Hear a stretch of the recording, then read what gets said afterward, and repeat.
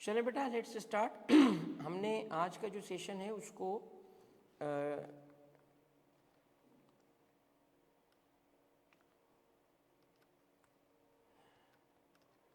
ये मार्च 24 के पेपर पे डेडिकेट किया हुआ है। अभी क्लास जैसे हमने स्टार्ट की है तो इसमें मैं चाहता हूँ कि चंद चीज़ें आपको पहले गाइड कर दूँ। सबसे पहले बात, आपका जो सिलेबस है उस सिलेबस के अंदर आपने लास्ट अटेम्प्ट का पेपर सितंबर 24 का पूरा हल करके देखा पिछले सेशन में, तो आपको एक चीज़ नज़र आ गई कि वो ज़्यादातर सवालात जो उसने पूछे हैं वो हालांकि रैंक किया गया था as a very difficult paper, मगर फिर भी ज़्यादातर मैंने सवाल सॉल्व किए आपके सामने और आपसे पूछा, आप ज़्यादातर यही कह रहे थे कि ईजी और मॉडरेट है। तो what was the difficulty in it? Difficulty थी the way questions were framed, not the topics. Topic वही थे, the way question was framed difficult था। तो नए तरीके से सवालात पूछना एग्जामिनर का काम है, क्योंकि इसी के वो पैसे लेता है। अगर वो पिछले पास पेपर उठा के और उसी के पैटर्न पे सवाल, लॉ नहीं बना सकता, वो सवाल तो बना सकता है ना, तो कुछ न कुछ ऐसा ज़रूर एक्सपेक्ट कीजिएगा जिसमें वो सवाल को ट्विस्ट मारेगा। ट्विस्ट लॉ को नहीं मार सकता, डेटा को मारेगा। तो कुछ ऐसे तरीके से सवाल बनाना जिसमें पैटर्न सिर्फ डेटा का चेंज हो जाए। मैं तो उस वक्त भी जब लास्ट टाइम पेपर आया था और बच्चों ने कहा कि sir paper was very difficult, तो उस वक्त मैंने देखा ना तो मुझे इजी लगा और मैंने उनको कहा था कि दिस टाइम द टेक्स्ट का रिजल्ट बेस्ड आएगा, और अल्हम्दुलिल्लाह ऐसा ही हुआ था। क्योंकि बच्चे को सेटिस्फेक्शन ना ट्रांजेक्शन बेस्ड पेपर में नहीं होती, जिसमें सीधी सीधी चीज़ें लिखनी होती है ना तो उसको लगता है मैंने ये सवाल सॉल्व कर लिया है, सेटिस्फेक्शन होती है। मगर जो ट्रांजेक्शन होती है उसमें खर्चा होता है, 50-50 होता है। 50-50 होता है ना, कैसे 50-50 होता है कि यार पता नहीं गलत तो नहीं था, जो कि ट्रांजेक्शन है। तो जो मैं इस दफ़ा एक्सपेक्ट कर रहा हूँ कम से कम, देखिए अभी जो पैटर्न चल रहा है उस पैटर्न पे आपके सेल्स टैक्स का कोई 18-20 नंबर का एक सवाल, ठीक है, जिसके अंदर मैं समझता हूँ कि कोई वो जो ट्रांजेक्शन्स देगा 12-15 ट्रांजेक्शन्स होंगी, ठीक है, जिसके अंदर वो आपने रहेगा वहीं। एक आध ट्रांजेक्शन कोई ऐसी नई ज़रूर होगी उसके अंदर, क्योंकि मैं भी अगर पेपर बनाता ना तो मैं भी ज़रूर कुछ नया डालने की कोशिश करता, तो एक आध ट्रांजेक्शन नहीं हो सकती है मगर होगी लॉ के अंदर। तो वहाँ apply your judgement based upon your learning, जो लर्न किया है ना उसे जजमेंट करो। अच्छा, दूसरी ये है कि रट्टा लगाने की कोई ज़रूरत नहीं है। रट्टे के लगाए हो जो सवालों के रट्टे लगाते हैं ना कि इसका ये जवाब इसका वो, उसको कोई फ़ायदा नहीं देंगे। समझने पे फोकस रखें। इनकम टैक्स साइड पे एक सवाल बिजनेस का, एक सवाल सैलरी का, ये दोनों आ रहे हैं, क्योंकि जो आपका पैटर्न बन चुका है ना उस पैटर्न के अंदर अब बजाय एक सवाल मेजर और बाकी छोटे छोटे बनाने के, अब वो सारे वही 90% प्रैक्टिकल और 10% थ्योरी। चांस यही है, ठीक है, कि जिसके अंदर 10%। अब थ्योरी कहाँ से होगी? चैप्टर 1, 2, 3 से तो ज़रूर आएगी। 1, 2, 3 का पक्का गारंटीड 8 नंबर 6 नंबर का एक सवाल होगा जिसके 1 या 2 पार्ट्स होंगे। एक पार्ट जो अब सेल्स टैक्स की थ्योरी थोड़ी डिफरेंट वे में पूछी जा रही है। सेल्स टैक्स की थ्योरी सीधा नहीं पूछी जा रही, एप्लीकेशन बेस्ड पूछी जा रही है। एप्लीकेशन बेस्ड का मतलब ये है कि है वो थ्योरी मगर लग रहा है जैसे वो प्रैक्टिकल है, सिनारियो है या सिचुएशन है वो थ्योरी। तो एक मेजर सवाल होगा तकरीबन 18-20 नंबर का, और एक सवाल जो होगा या 2 सवाल होंगे छोटे 4-4, 5-5 नंबर के, मगर तकरीबन जो सेल्स टैक्स की कवरेज होगी वो वही 30 नंबर के करीब रहेगी। तो सेल्स टैक्स को बहुत अच्छे तरीके से समझने की कोशिश करें, स्टार्ट सेल्स टैक्स से लें। मेरा मशवरा यह है कि आप स्टार्ट पेपर का सेल्स टैक्स से लें। क्यों? क्योंकि देखिए सेल्स टैक्स के अंदर जो थ्योरी है और सेल्स टैक्स के अंदर जो न्यूमेरिकल है, इसका वेटेज ज़्यादा है, उसकी कोर्स कवरेज कम है। उसके कोर्स के टॉपिक्स इतने नहीं हैं, उसकी रिवीजन इतना टाइम नहीं लेती जितना इनकम टैक्स की रिवीजन और इनकम टैक्स की मेहनत देती है। सेल्स टैक्स को पहले करें। तो जो मेरा आपको पेपर स्ट्रैटेजी पे मशवरा है वो यही है कि सबसे पहले आप इस वक्त सबसे ज़्यादा फोकस का मतलब ये नहीं बाकियों को छोड़ दें, नहीं, रिवीजन का आप यूँ करें कि सेल्स टैक्स को उठाएं और सेल्स टैक्स के प्रैक्टिकल और सेल्स टैक्स की थ्योरी को अच्छे तरीके से रिवाइज कर लें। ये थ्योरी आएगी, उसका वे डिफरेंट होगा, थ्योरी लगेगी नहीं, होगी थ्योरी। मैं आपको बता रहा हूँ, यहाँ से 30 मार्क्स होंगे ये आप पहले करें, ठीक है।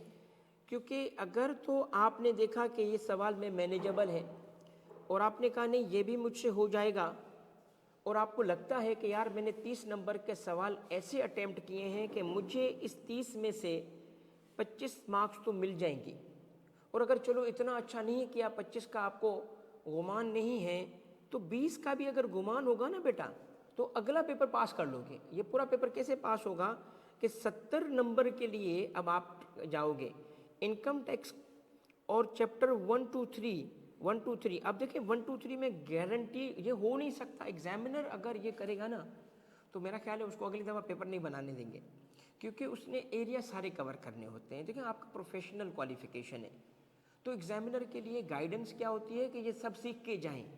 तो ICAP की आपने कम से कम अब तक ये बात तो देखी होगी कि कवरेज वो ना घुमा के सारी कर लेता है, पढ़ाता सारा है पेपर के लिए। तो ये कोर्स कैसे हो सकता है? तो आपकी इधर से ना 8 नंबर पक्के, तो पक्के देखो आएंगे कहाँ से? एथिक्स, सबसे पहला एरिया एथिक्स। और इस दफ़ा मैं एथिक्स के बाद समझता हूँ शायद कॉन्स्टिट्यूशन को, काफ़ी टाइम से कॉन्स्टिट्यूशन नहीं पूछा उसने, तो कॉन्स्टिट्यूशन के जैसे NFC, ठीक है, जैसे वो जो है फेडरल कंसोलिडेटेड फंड, उसमें distributable taxes, duties of NFC, इस तरह करके। हाँ रुक जाओ नहीं, तीन चैप्टर जो हैं, चैप्टर 1 2 3 के 39 पेजेस थोड़ी पढ़ रहे हो बेटा, मेरी 3 शीट्स पढ़ रहे हो। अब 39 शीट थोड़ी है, 39 पेजेस होते, मैं कतन तुम्हें कहता छोड़ दो। 39 पेजेस बेटा हमने कितनी शीट्स में समराइज की? 3 शीट्स यार, 3 पेजेस हैं। उन 3 पेजेस को, ठीक है कंटेंट सारी है, आई नो कंटेंट सारी है, बट देखो अगर तुम पेपर पास करने की एक प्रूवन स्ट्रेटेजी चाहिए, ये मेहनत तो करनी पड़ेगी मेरे बेटा। चैप्टर 1 2 3 आप छोड़ नहीं सकते। हाँ अगर आपको दिक्कत है, कोई टॉपिक नहीं शीट समझ आती, मैं आपको अलग से बैठ जाता हूँ। आज ही अगर आप कहें तो मैं आपके साथ बैठ के उस शीट को मैनेजेबल बना दूंगा। मतलब मैं मैनेजेबल तो बना ही सकता हूँ ना तुम्हारे लिए, कि चलो इसको यूँ नहीं यूँ देखो, अच्छा इसको ये नहीं ये छोड़ दो ये कर लो, तो मैं अपनी टेक्निक के ज़रिए, एक्सपर्टीज़ के ज़रिए मैनेजेबल कर दूंगा शीट्स को। मगर ये मैंडेटरी है, आप इसको छोड़ नहीं सकते, ये मैंडेटरी थ्योरी है, जो छोड़ेगा वो रिस्क ले रहा है। तो कम से कम बेटा आप इसके 5 नंबर तो ले ही लोगे यार, सीधी सीधी थ्योरी है। तो इस लाइन से अगर तुम जा रहे हो तो बेटा अब ऑलरेडी पेपर पास कर चुके हो, क्योंकि 30 नंबर ले चुके हो इस लाइन में। यानी अगर आप इतने अच्छा नहीं जा रहा सेल्स टैक्स, तब भी बेटा आपका ना एक फेयर चांस आ चुका है पेपर पास करने पे। क्यों? क्योंकि देखिए आपने 40 नंबर में से जो लिए हैं मार्क्स, एक केस में आपने 30 और एक केस में 25 ले चुके हो, अब 60 से लेने। पूरा इनकम टैक्स होगा 60 मार्क्स का, और उसमें से आपने मार्क्स कितने लेने होंगे? इस केस में आपने 20 लेने होंगे, इसमें आपने 25 लेने होंगे। यार पेपर कैसे पास नहीं होगा?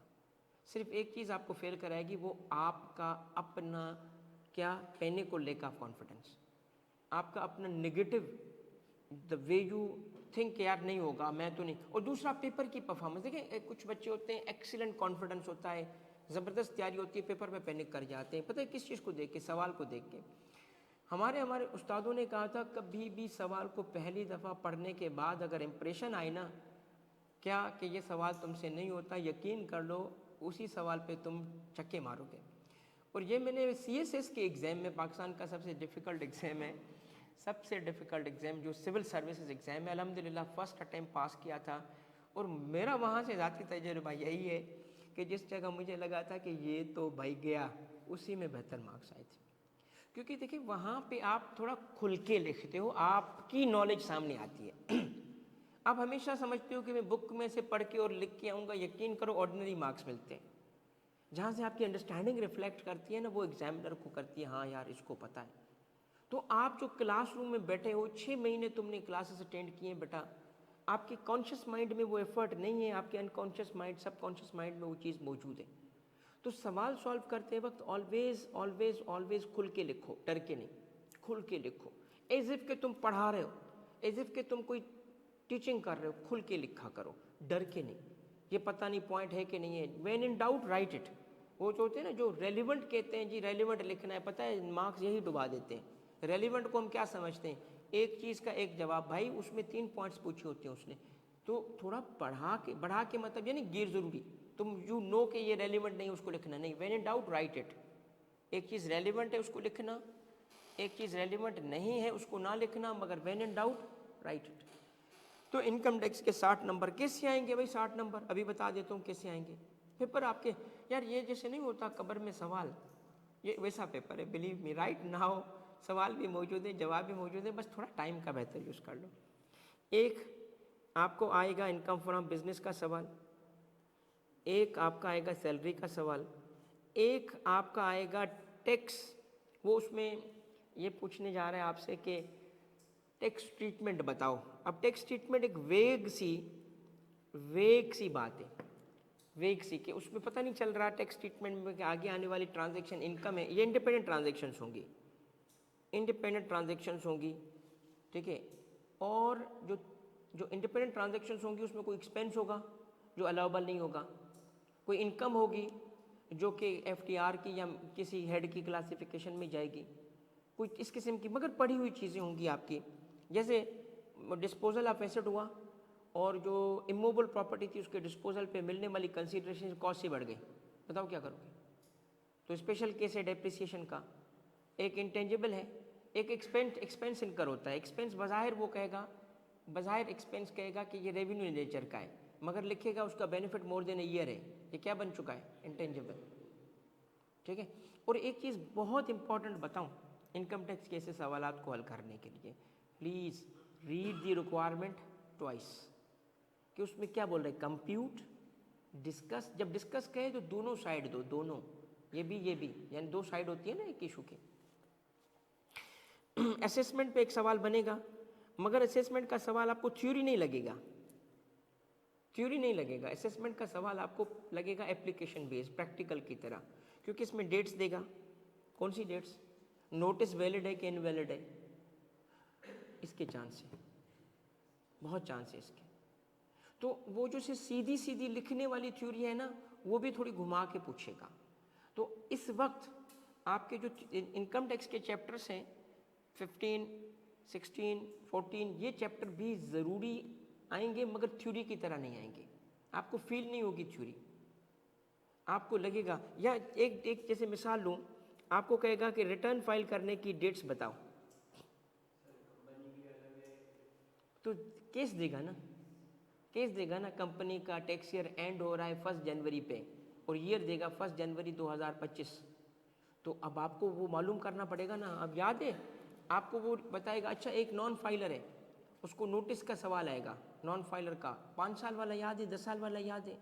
इन्हीं को ऐसा रिवाइज कर लो बेटा कि आपको बस लॉ याद हो, रट्टा नहीं हो, याद समझा हुआ हो कि किस केस में 10 साल, किस केस में 5 साल, केस को समझोगे ना। देखिए मैं बताऊँ एक बात आप सबको, मैं बड़ी जिम्मेदारी से बता रहा हूँ कि पेपर में कुछ भी ऐसा नहीं आएगा जो आपने ना पढ़ा हो, मगर पेपर में बहुत कुछ ऐसा होगा जो सिचुएशन वाइज नया हो, क्योंकि एग्जामिनर का काम ही ये है कि सिचुएशन नहीं लाएगा। तो उसका हल क्या है पता है? उसका, उसमें रिस्क क्या है और उसमें सॉल्यूशन क्या है। जो सवाल में केस गिवन होगा उसका लॉ से लिंक बना पाना सॉल्यूशन है, और यही रिस्क भी है, ना बना पाना। सवाल का ताल्लुक किस टॉपिक से है वो समझ आ जाएगा, आपको एंगल निकालना होगा। वो कैसे पता चलेगा? बार बार रिक्वायरमेंट को पढ़ो, ठीक है। चले, वो वैसे ये सारे जो मैं आपको डिस्कशन कर रहा हूँ ना, 3 पेपर में मैंने डाली हुई हैं चीज़ें। जो 3 पेपर टेस्ट है उसमें मैंने डाला हुआ है, मंडे पे दे दूंगा आपको 3 पेपर, ठीक है। मंडे पे आप प्रैक्टिस करना शुरू कर दें उसको, उन सवालों को। ये मेरे आपके आखिरी सवालात होंगे पूरे कोर्स के बाद रिवीजन करने के लिए और अच्छी प्रैक्टिस करने के लिए। 1 2 3 सब कुछ कवर होगा, हर पॉसिबिलिटी मैंने उसमें आगे रखी है कि अगर असेसमेंट में डिफ़िकल्ट सवाल बनाता है तो क्या करेगा, कैसे फंसाएगा, ठीक है। और एप्लीकेशन बेस्ड सवाल बनाए उसमें, इजी में भी रखा। इजी पेपर तो हलवा होगा, ज़्यादातर कर लोगे। मॉडरेट में कुछ 50-50 रहोगे। असल चैलेंज आपका मॉडरेट का आधा हिस्सा और डिफ़िकल्ट है, वहाँ आपको मज़ा आएगा कि हाँ यार ये देखो ये ट्विस्ट मार सकता है। आराम से हो सकता है, आराम से हो सकता है। आपको इस वक्त टैक्स में बेटा पता है टेक्निक क्या रखनी चाहिए? बिलीव मी, इस वक्त आपको टेक्निक रखनी चाहिए न्यूमेरिकल वाले टॉपिक्स की फास्ट रिवीजन। फास्ट जो न्यूमेरिकल है ना, उस पर तुम्हें कौन कहता है कि बैठ के रट्टे लगाओ? Salary, business, 5 heads, losses, credits, 2-3 sheets जो सेल्स टैक्स की है, उसमें कौन तुम्हें कहता है कि बैठ के तुम्हें याद होनी चाहिए, रट्टे लगाओ? कौन कहता है? फास्ट किसे कहते हैं? फास्ट कि दिन में कोई एक दफ़ा नहीं, मैं कहता हूँ 20 मिनट भी दे रहे हो ना तो तोड़ के दो, एक साथ नहीं दो। बस मेरी एक टेक्निक ये है, सुन लो, कि उसको तोड़ो। आधा घंटा दे रहे हो, आधा घंटा भी मैं कहता इतना कम टाइम दे रहे हो ना तो उसको 3 सेशन में तोड़ दो। शीट उठाओ, रिवाइज करो। अगर तुम्हारे पास टोटल रिवाइज करने के लिए 5 मिनट है, 5 मिनट में कर लो उसको।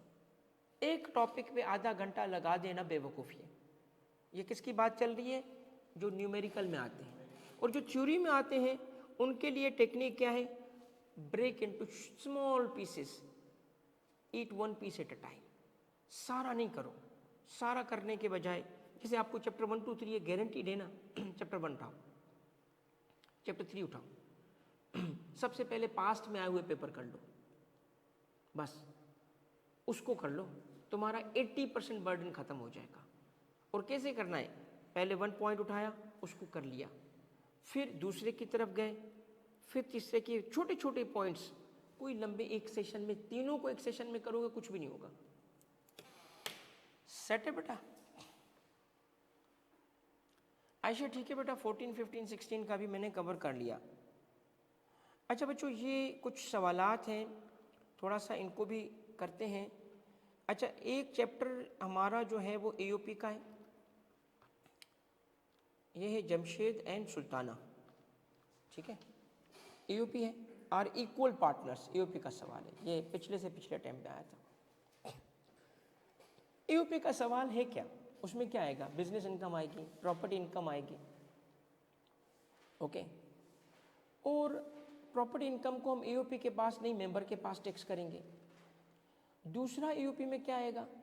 एओपी में वो डिडक्शन जो नॉट अलाउड है ना, पार्टनर्स को सैलरी, पार्टनर को इंटरेस्ट, वो ज़रूर पूछेगा, वो एडबैक करेंगे। और बस एक चीज़ रह जाएगी आखिर में, वो ये कि हम डिस्ट्रीब्यूट कैसे करेंगे प्रॉफिट को, और फिर A/B/C क्या करना है, दैट्स इट। एक सवाल एक दफ़ा ढंग से कर लो, इससे ज़्यादा का ये इसकी हैसियत नहीं है, इस टॉपिक की इससे ज़्यादा की हैसियत नहीं है, सिर्फ ढंग से कर लें।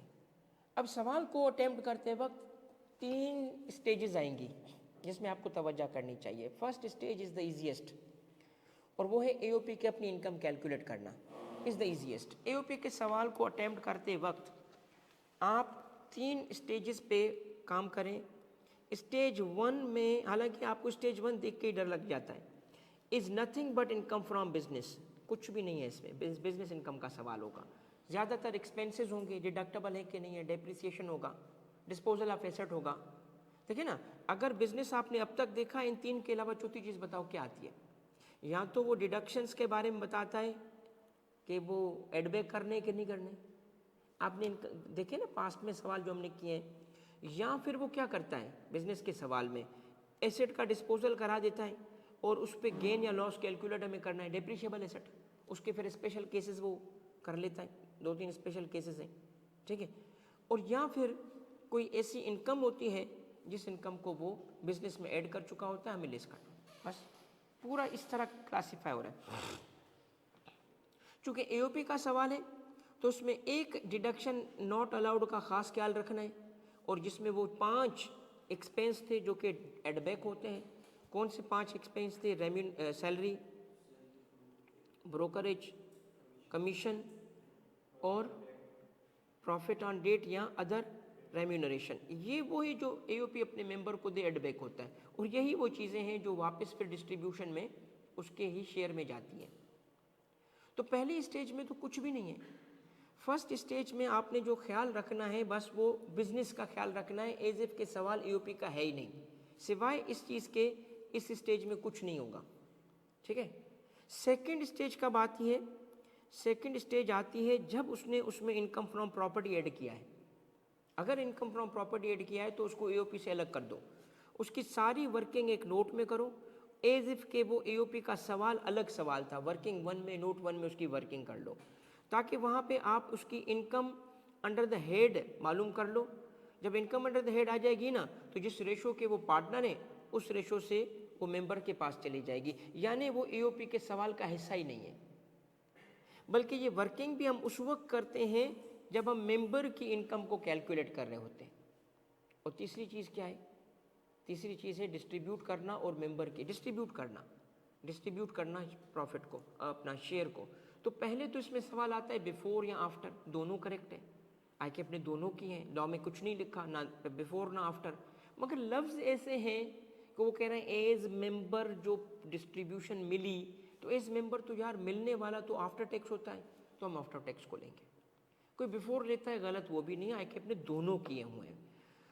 तो हमने बिफोर टैक्स या आफ्टर टैक्स प्रॉफिट लिया, उसको डिस्ट्रीब्यूट करने का तरीका क्या था? पहले जो मेंबर ने उठाया वो माइनस करके उनको दे दिया एज ए स्पेशल या स्पेसिफिक शेयर, और जो रह गया वो डिस्ट्रीब्यूट कर दिया। और फिर इस डिस्ट्रीब्यूशन के बाद आता है स्टेज 3 सवाल की, वो है कि A/B इंटू C करना।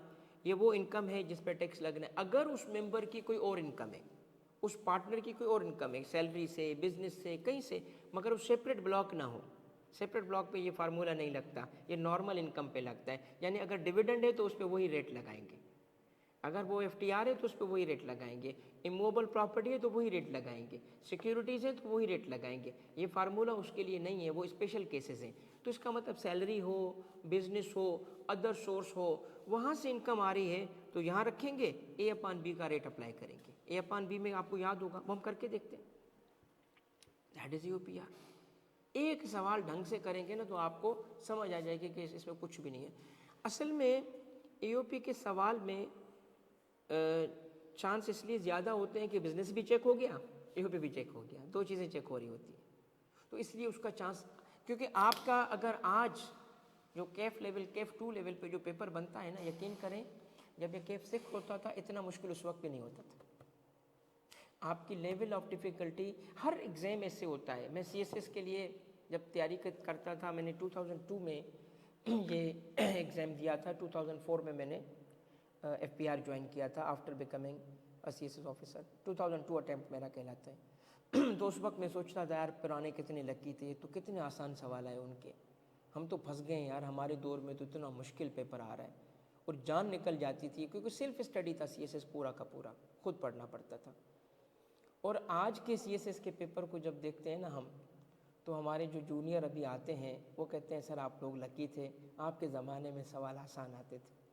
तो हर जगह ऐसे ही है, आप भी अभी उठाओगे ना लगेगा यार पुराने चार्टर्ड अकाउंटेंट कितने लकी थे यार, कैसे आसानी से पेपर पास कर गए, हम तो मर गए। आपको पता है एक वक्त था जिसमें कैफ लेवल में विद होल्डिंग का पूरा सेगमेंट होता था, और मुझे लग रहा है कि अब आई के उस तरफ जा रहा है। पहले टैक्स का जो कोर्स था वो बड़ा हैवी कोर्स हुआ करता था, हैवी, बड़ा हैवी कोर्स होता था जब मैंने टीचिंग जब स्टार्ट की थी, और फिर थोड़ा कोर्स को उन्होंने हल्का किया, मगर उसकी लेवल ऑफ डिफ़िकल्टी बढ़ाते बढ़ाते इस वक्त जिस लेवल पे लेके गए ना इस कोर्स को, ये केफ 2 लेवल का नहीं है, ये केफ 8 लेवल का है कोर्स। जिस लेवल के सवाल बनाते हैं ये 2 नहीं है कि बच्चे ने अभी पीआरसी किया और पीआरसी से निकलते ही एक डिफ़िकल्ट सब्जेक्ट के साथ उसका वास्ता पड़ गया। तो मगर एक चीज़ तो हमें पता है ना यार, होगा इसी जगह से, हमारे पास चीज़ें मौजूद हैं। Let's do it, let's do it, क्या मसला है, कर लेंगे।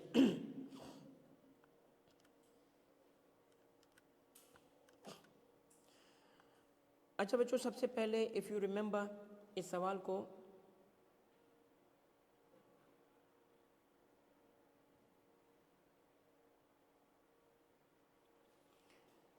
कि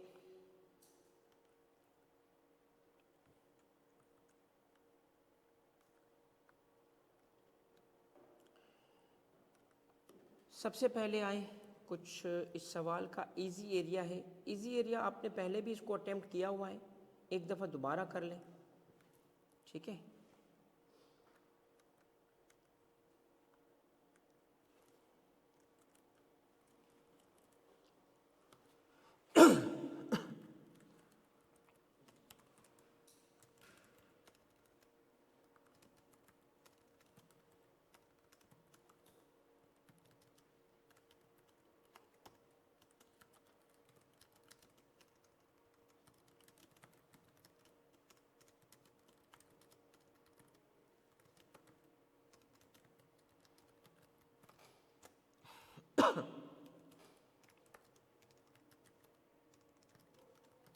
टैक्स ईयर 2024। ओके, बिजनेस का ही सवाल है ऑब्वियसली, इनकम फ्रॉम बिजनेस। चलिए बेटा आप सवाल देखिए ज़रा।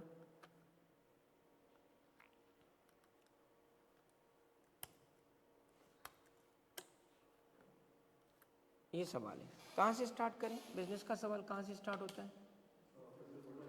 प्रॉफिट बिफोर, नहीं चंदा डेल, डेल यार नाम तो बता तू अपना। बहुत बहुत अच्छा लगा जानी, मतलब बुरा क्यों लगेगा दादा। अच्छा बेटा आ जाओ। असल में ना वो इस पे उसने कमेंट किया है बालों पे, ठीक है। वो कटिंग करवाने गया था तो बंदा नहीं था जो कटिंग करता था, उसको पता है ज़्यादा कटिंग करनी है क्योंकि ये 2 महीने नहीं आना चाहता।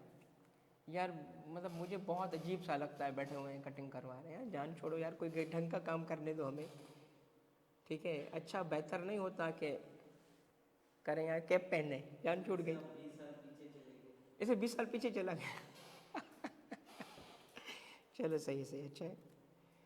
चलो बेटा नेक्स्ट, ये है हमारा प्रॉफिट बिफोर टैक्स, इसी से सारा बिजनेस स्टार्ट होता है।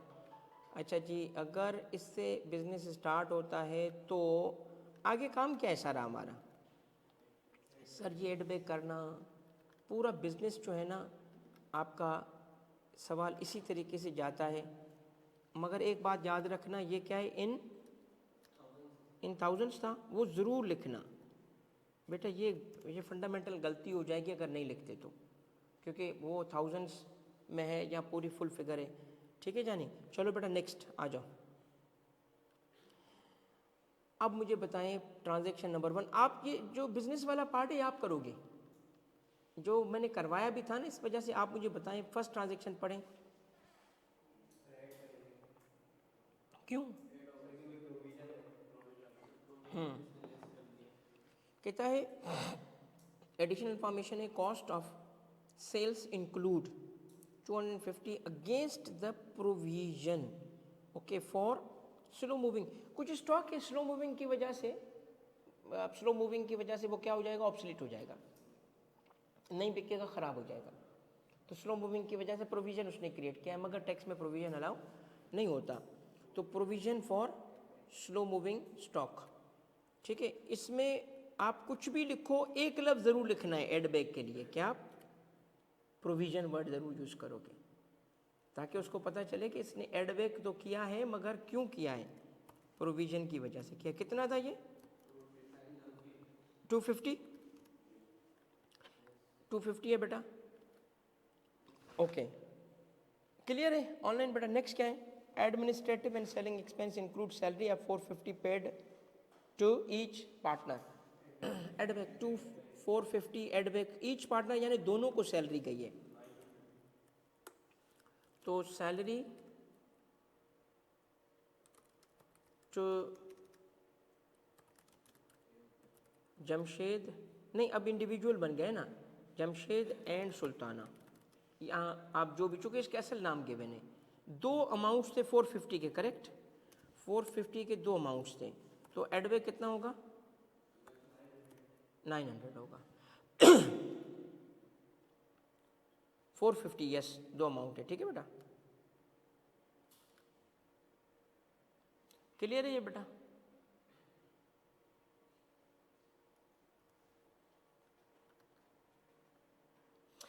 Finance cost include interest of 325 paid to each partner, वही एडबैक। यानी अगर एओपी पे सवाल बनेगा यार ये एडबैक तो आएगा। अब इस एडबैक पे 2 बातें करनी है ना, एक एडबैक करना है और दूसरा जब डिस्ट्रीब्यूशन करेंगे उसी को स्पेशल कर देंगे। एक चीज़ मैंने आपको बतानी ज़रूर है कि देखो जब हम आफ्टर टैक्स लेते हैं ना तो उसमें एक प्रॉब्लम आ जाता है, वो आएगा तो मैं दिखाऊंगा आपको प्रॉब्लम क्या आता है। तो इसीलिए बिफोर और आफ्टर को दोनों को करेक्ट माना जाता है। Anyway let's not get into that discussion वक्त से पहले। तो इंटरेस्ट कौन सा?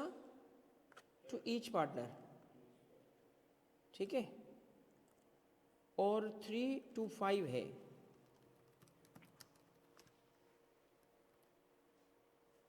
Interest to each partner 3 to 5, 3 to 5, और वही दोनों को गया है तो 6.5 एडबैक हो रहा है। सही। अच्छा, other income include, other income चूंकि हम प्रॉफिट बिफोर टैक्स से ऑपरेट कर रहे हैं तो ये अदर इनकम थी 2 मिलियन की।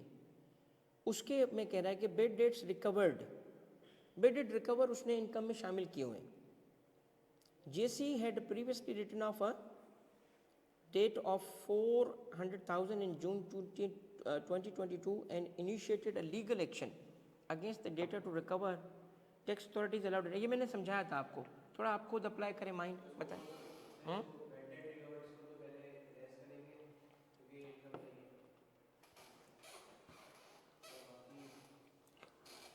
पार्टनर की सैलरी इसलिए ऐड हुई कि बेटा सेक्शन 21 डिडक्शन नॉट अलाउड, एक लिस्ट है डिडक्शंस की बेटा, उसमें ये चीज़ लिखी है कि 5 चीज़ें हम बिजनेस में एयूपी को अलाउ नहीं करते।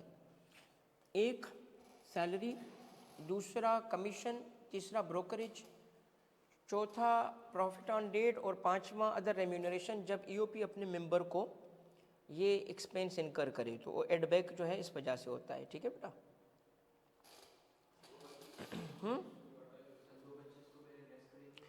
सबसे पहले तो एडजस्टमेंट देखें क्या होगी, बाद में हम उसको देखते हैं कि अलाउबल है क्या है।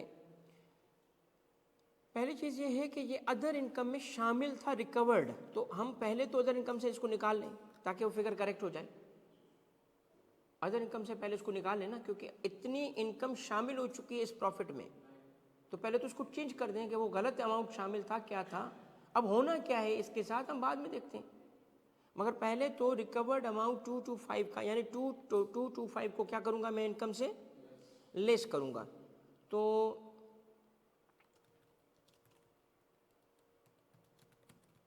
चूँकि ये बेड डेट्स हैं, रिकवर्ड हैं, तो मैं पहले इसको कितना था 225, इसको क्या करूँगा, इनकम है ना और शामिल गलत है तो पहले तो इसको लेस कर अब सही ट्रांजैक्शन क्या है। अब देखिए ये तो हो गया करेक्ट, एडजस्टमेंट हो गई है। एडजस्टमेंट के बाद अब आपने देखना है कि इस पे क्या होना था। अब कहता है कि डेटा ये है कि प्रीवियसली रिटर्न ऑफिस ने 4 लाख रुपए जून 22 में राइट ऑफ किए। इनिशियली लीगल एक्शन भी इसने लिया, टैक्स अथॉरिटीज़ ने उसमें से 3 लाख को उसको अलाउ भी किया। अब क्या था, आपको याद होगा कि मैंने बेड डेट में 2 केस पढ़ाए थे। पहली चीज़, बेड डेट में क्या होती है, 3 ईयर्स होने चाहिए, ईयर 1, ईयर 2, ईयर 3, तब जाके होगा। और सवाल तीसरे साल पे पूछ रहा होता है। ईयर 1 में आपने अक्रूवल बेसिस पे कुछ कमाया और टैक्स करा दिया। ईयर 2 में आपने उसको राइट ऑफ करके डिडक्ट किया, जिसमें से टैक्स अथॉरिटीज़ ने कितना अलाउ किया, that is the most important thing. और ईयर 3 में रिकवरी हुई, इस पर सवाल पूछता है ईयर 3 में। अब रिकवरी का कंपेरिजन करना होता है डिफरेंस से, डिफरेंस निकालना पड़ता है एक, और अगर वो रिकवर्ड अमाउंट डिफरेंस से एक्सीड करेगा तो एक्सेस को हम टैक्स करेंगे, और अगर कम होगा तो शॉर्टफॉल को डिडक्ट करेंगे। अब इसमें रिकवर्ड अमाउंट है हमारा 225, जबकि डिफरेंस इसका है 1 लाख। 1 लाख कैसे डिफरेंस पता चला, इसने राइट ऑफ कितना किया था और उसमें से कितना अलाउ हुआ, तो 1 लाख इसका डिफरेंस है। तो रिकवर्ड अमाउंट उससे एक्सीडिंग है, कितना एक्सीडिंग है, तो 1.25 को हम इनकम ऐड करेंगे। ये वर्किंग कैसे हुई,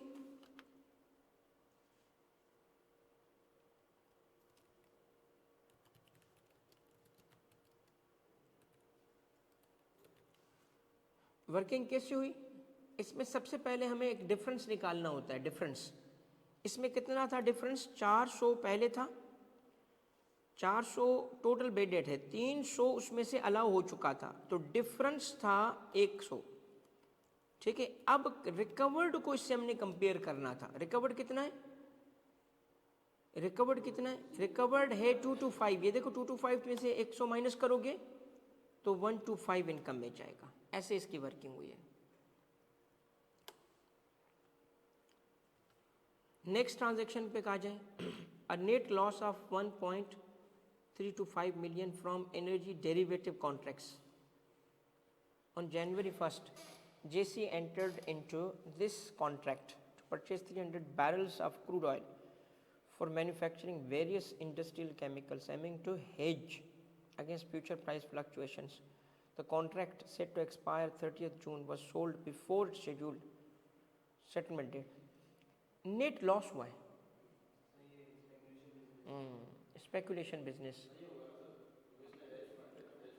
हाँ मगर हाँ करते हैं, इसको डिस्कस करते हैं। पहली चीज़ तो टॉपिक करेक्टली आइडेंटिफाई किया आपने, इसका ताल्लुक स्पेकुलेशन से। हाँ स्पेकुलेशन से, सर इसको डिस्कस करते हैं। ओके, अब अगर स्पेकुलेशन में है तो हर हेज कवर होगा या हमें वो कुछ स्पेसिफिक हेज बताए गए थे? स्पेकुलेशन के लॉस को, ये देखो क्या हुआ इसने आपके लिए, आपने जो कि बड़ी ज़बरदस्त बात की, इन्होंने कहा चूँकि हेज क्रिएटेड है तो सही किया इसने। एक बात सुनिएगा, अगर इसने हेज क्रिएट किया होता ना, इसको लॉस ही नहीं होता। इसका मतलब फिर नॉर्मल में जाता, मगर हेज था ही नहीं ना इसका। हेज क्रिएट करने में हमने पढ़ा था डिटेल में कि देखिए सपोज करें कि मैं एक सेल कर देता हूँ कॉटन, और सडनली मुझे डर लगता है यार भाई मुझे तो जब सप्लाई करना होगा पता नहीं कितने का होगा, हेज कर। तो हेज क्रिएट करने से वो लॉस नहीं होता मुझे, इसको लॉस हुआ, इसका मतलब हेज नहीं था, इसका मतलब ये स्पेकुलेटरी है, एक्सिक्यूट नहीं हुआ उससे पहले। शाबाश, वो कॉन्ट्रैक्ट एक्सिक्यूट ही नहीं हुआ ना हेज का, तो उससे पहले ही लॉस हो गया। इसका मतलब ये कौन सा लॉस है? Speculation loss. सेपरेट करो, माइनस करो, क्या करना है? अब एक लॉस उसने सेट ऑफ किया था, गलत किया था, तो हम सबसे पहले क्या करेंगे, उसको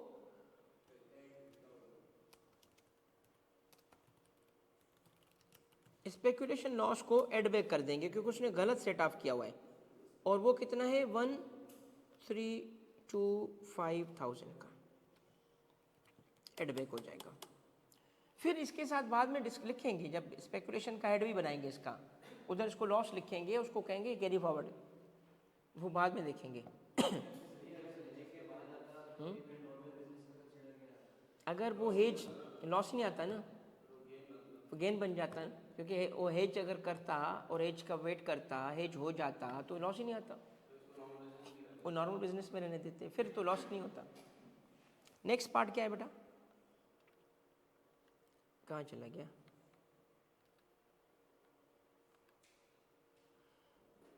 ओके, नेक्स्ट है on May 2024, Sultana with Jamshed's permission moved some of the office furniture to her. Okay, ये कौन सा केस है? पर्सनल यूज, हाँ पर्सनल यूज एसेट का डिस्पोजल है, या पर्सनल एसेट का बिजनेस यूज भी डिस्पोजल है बंदे के लिए, उसके लिए एक्विजिशन है। सिंपल सा रूल याद कर लें कि अगर वो एसेट्स को बिजनेस से निकाल के घर पे लेके जाएंगे तो बिजनेस का डिस्पोजल हो चुका है, गेन या लॉस कैलकुलेट करो, जो भी होगा फेयर मार्केट पे, फेयर मार्केट पे। और अगर जाती एसेट वो अपने बिजनेस के इस्तेमाल में ला रहे हैं तो बिजनेस के लिए एसेट एक्वायर्ड मानो फेयर मार्केट पे, फेयर मार्केट पे। अब एक्वायर्ड फेयर मार्केट पे हो गया तो कॉस्ट बन के डिप्रिशिएट होगा वो, दैट्स इट, सिंपल रूल है। और वो उसने बार बार पूछा है, इसमें भी देखें कि जमशेद परमिशन, उसने कहा ठीक है, इसका मतलब डिस्पोजल हो गया मार्केट। अब देखें इसका अकाउंटिंग पे क्या फर्क पड़ेगा, that is not our concern. उसकी ड्राइंग काउंट होगी, उसने उसको तोहफा दे दिया दूसरे पार्टनर ने, that is not our concern, वो अकाउंटिंग का कंसर्न है, टैक्स का कंसर्न नहीं है। टैक्स का कंसर्न इतना है कि अब डिस्पोजल हुआ है, बिजनेस के पॉइंट ऑफ व्यू से वो किया। जमशेद परमिशन उसने कितना मूव क्या किया? फेयर मार्केट क्या है फर्नीचर की? 2 million furniture was initially purchase and. अच्छा, अब इसमें आप मुझे एक बात बताएं कि गेन या लॉस डिप्रिशिएबल एसेट है ना, कैसे कैलकुलेट करेंगे? कहाँ कैसे निकालोगे? शाबाश बेटा शाबाश, 15 नहीं, आरुषर 15, कंफ्यूज हो गया। 15 ही है, 15 ही है, 15 ही है, मैंने सिर्फ तुम्हें चेक करने के लिए रोका। 10% नहीं है, 10 बिल्डिंग का है, सही बोला था। अब आपको इसके लिए ना इसने डेप्रिसिएशन निकालनी पड़ेगी। कहता है इनिशियली परचेज हुआ है 21 सेंट्स का मतलब इसका एक साल कौन सा था 22, फिर 23, और ये डिस्पोजल जब हो जाता है तो उस ईयर हम डेप्रिसिएशन नहीं देते, 2 साल की डेप्रिसिएशन हम लेंगे पहले। तो ये उसकी कॉस्ट है। इसका एक वर्किंग हम बना लेते हैं इस तरफ।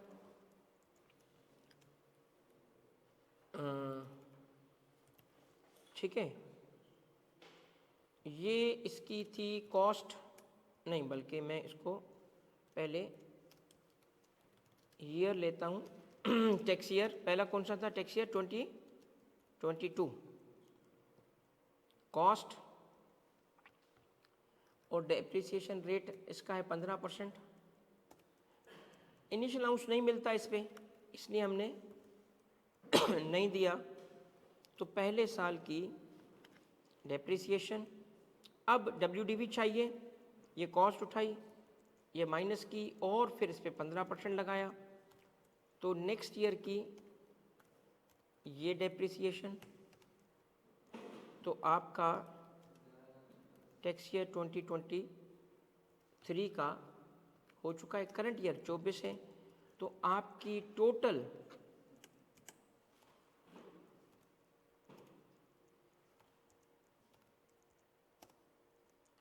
इसकी WDV चाहिए, ये WDV मिल चुकी है आपको, कॉस्ट माइनस ये और ये इसकी WDV है। सही निकला? अच्छा, अब हमें देखना है कि क्या है।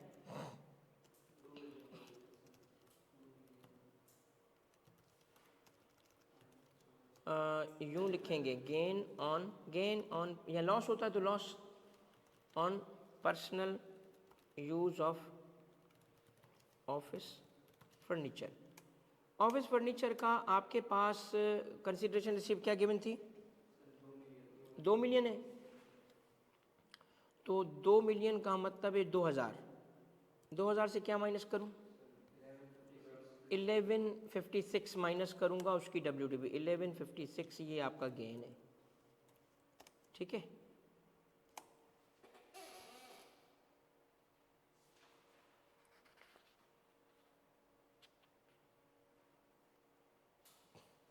अली ने पूछा है सर ऐड होगा अभी या लॉस, सुल्ताना का निकलेगा बिजनेस में तो डेप्रिसिएशन। अली क्लियर हो गया था आपका सवाल या बेटा अभी भी है? अली क्लियर हो गया सवाल, तो मैं आगे बढ़ूं। सुल्ताना में गेन निकल, हाँ अब देखें ये जो उसकी ज़ाती वेल्थ में एक एसेट आया ना उसकी नेचर नहीं बताई गई हमें कि सुल्ताना को उसने क्यों दिया, सुल्ताना ने क्या एज ए डिविडेंड लिया, डिविडेंड के अगेंस्ट था, क्या था। तो सुल्ताना के लिए ये हो सकता है गिफ्ट भी हो, ये हो सकता है कि डोनेशन हो, मतलब वी डोंट नो। तो सुल्ताना के लिए जब ये जाएगा ना, अलग से उसकी वर्किंग करेंगे तो हमें एक अजम्पशन लेनी पड़ेगी या इसको इग्नोर करना पड़ेगा। सुल्ताना की इनकम में उसको लेके जाना ज़रूरी नहीं है, क्योंकि एग्जामिनर ने हमें इसकी नेचर नहीं बताई कि उसके पास क्यों गया, क्या एज ए इनकम गया या कोई और ट्रांजेक्शन थी, तो वी डोंट नो। तो इस वजह से हम इसको सुल्ताना की वेल्थ स्टेटमेंट अगर बनाता तो ज़रूर दिखाते कि इसके पास ये एसेट आया है, ओके। मगर अदर देन दैट हम इसके लिए कुछ नहीं करेंगे, इसकी इनकम में नहीं शो करेंगे। गिवन सवाल के हद तक। हाँ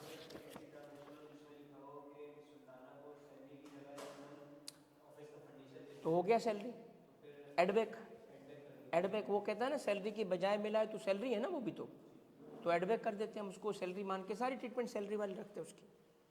ठीक है बेटा, नेक्स्ट ट्रांजेक्शन जो है इस सवाल की क्या है, further information related to Sultana. तो पढ़ लेते हैं सुल्ताना की फर्दर इंफॉर्मेशन क्या है। 1 जुलाई 23, मगर इसको जल्दी जल्दी पढ़ेंगे क्योंकि अभी हमारा करंट टॉपिक नहीं है, इस पे बाद में हमने आना है, ये मेंबर की टैक्सेशन है। जुलाई 23 Sultana let out her plot land Korangi area में है ब्रदर, ठीक है, प्रिवेलिंग फेयर मार्केट है, additional she receive non adjustable, छोड़ दो, ये उसकी अपनी इनकम है, बाद में पढ़ेंगे। हमें सिर्फ ईओपी से लिंक देखना है, कोई बात तो नहीं है। Sultana receive 2000 shares foreign company, ये भी सुल्ताना के इनकम में छोड़ दो। Sultana is also renowned author, author की टैक्सेशन है, ऑथर की टैक्सेशन पे भी क्लेरिफाई कर देंगे हम। चलो, इसका मतलब सवाल कंप्लीट हो गया। कैसे कंप्लीट हो गया? क्योंकि अब एओपी पे कोई और बात नहीं बताई गई, तो ये एओपी का आपका सवाल कंप्लीट हो चुका है। क्या करना है हमने? इसको टोटल कर दें, कर दें भाई टोटल।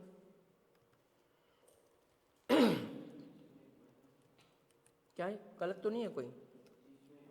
माइनस वो ऑटो पे आ जाता है ना, चेक कर लो बेटा। इनकम फ्रॉम बिजनेस,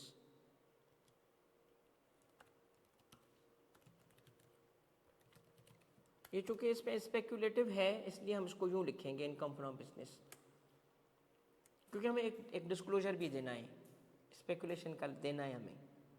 ओके, वो क्या है?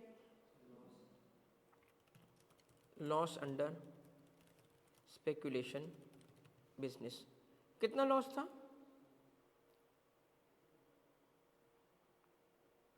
जो हमने ऊपर एड बैक भी किया था। स्पेकुलेशन का लॉस है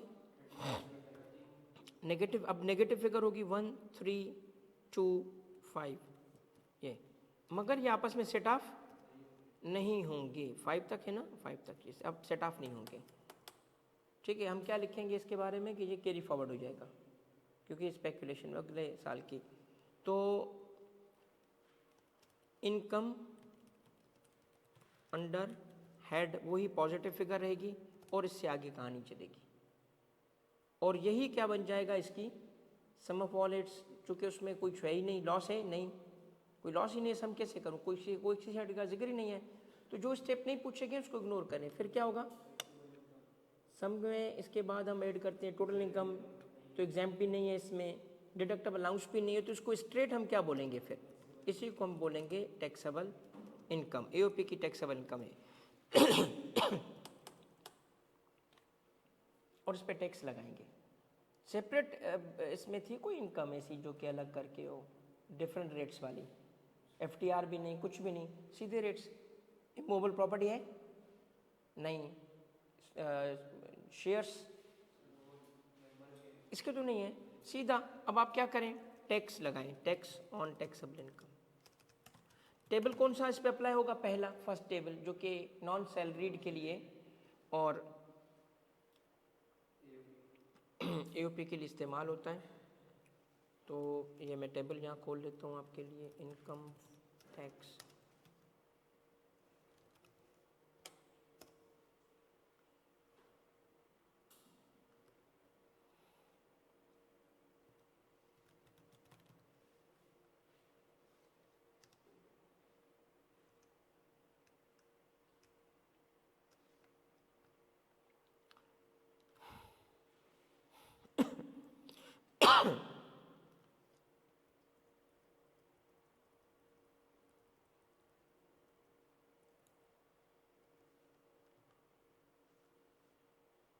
ये टेबल है बेटा,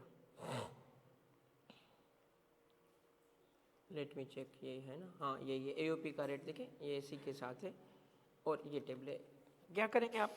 पहले तो इनकम हाईएस्ट ब्रैकेट में थी, 5.6 मिलियन है ना, और हमारी इनकम क्या बनी थी? तो हाईएस्ट ब्रैकेट में होने की वजह से सबसे पहले फिक्स अमाउंट उठाया हमने, ठीक है। तो सबसे पहले टैक्स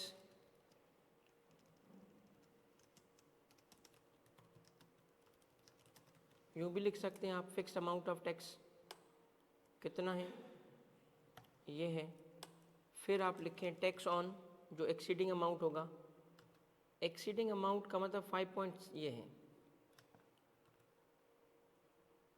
और 45% पे जाएगा। तो एक्सीडिंग अमाउंट पहले वर्क कर लें,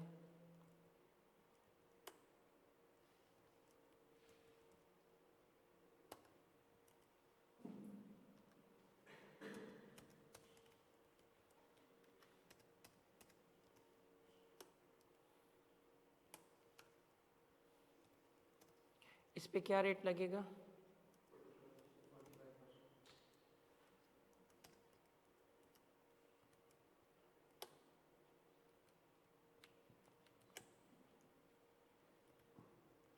इस पे 45% लगेगा। ठीक है, तो ये हमारी टैक्स लायबिलिटी है।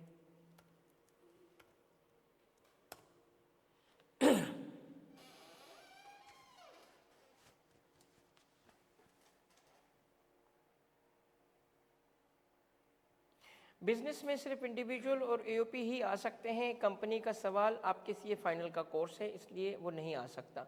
न्यूमेरिकल में नहीं आ सकता, न्यूमेरिकल में नहीं आ सकता। ठीक है,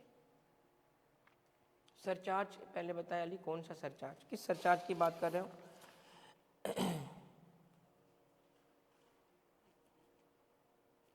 अच्छा, एक चीज़ ज़रूर बेटा मैं बताऊंगा, लास्ट अटेम्प्ट के बाद लॉ चेंज हुआ है।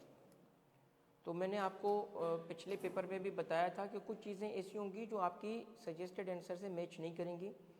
लास्ट अटेम्प्ट का ये सॉल्यूशन मेरे पास पड़ा है, इसी सवाल का उसने रेट लगाया था 35%, हम 45% लगा रहे हैं क्योंकि रेट चेंज हो गए। एक्सीडिंग पे रेट उसने लगाया था 35%। और इस तरीके की और भी चीज़ें हैं जो कि मुख्तलिफ हैं। ठीक है, अच्छा नहीं, ये सुल्ताना के लिए, हाँ वही है, उस पर भी उसने 35 लगाया, बस खत्म हो गया। बट सवाल कंप्लीट है आपका, नथिंग देयर। सरचार्ज वाली बात अगर कोई कर रहा है तो मुझे थोड़ी वजाहत करे ताकि मैं फिर उसकी क्लैरिफिकेशन कर दूं।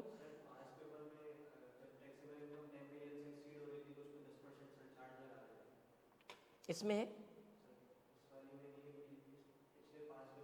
हाँ रुक जाए बेटा, इसलिए मैं पूछ रहा हूँ सरचार्ज मुझे बताओगे। ये न्यू लॉ है बेटा। अब आपका इसमें इनकम किससे, आपकी रिक्वायरमेंट क्या थी? हाँ नहीं नहीं नहीं, आपने जो बताई कि टैक्सेबल इनकम अगर 10 मिलियन से एक्सीड कर जाए 10% सरचार्ज था, इस सवाल में नहीं लगाया, हालांकि लास्ट अटेम्प्ट है, अभी रिसेंट है, इससे पहले वाले अटेम्प्ट में था। असल में बेटा ये जिसको आप सरचार्ज कह रहे हैं ना, ये सरचार्ज नहीं है। सरचार्ज लफ्ज़ इस्तेमाल ज़रूर होता है।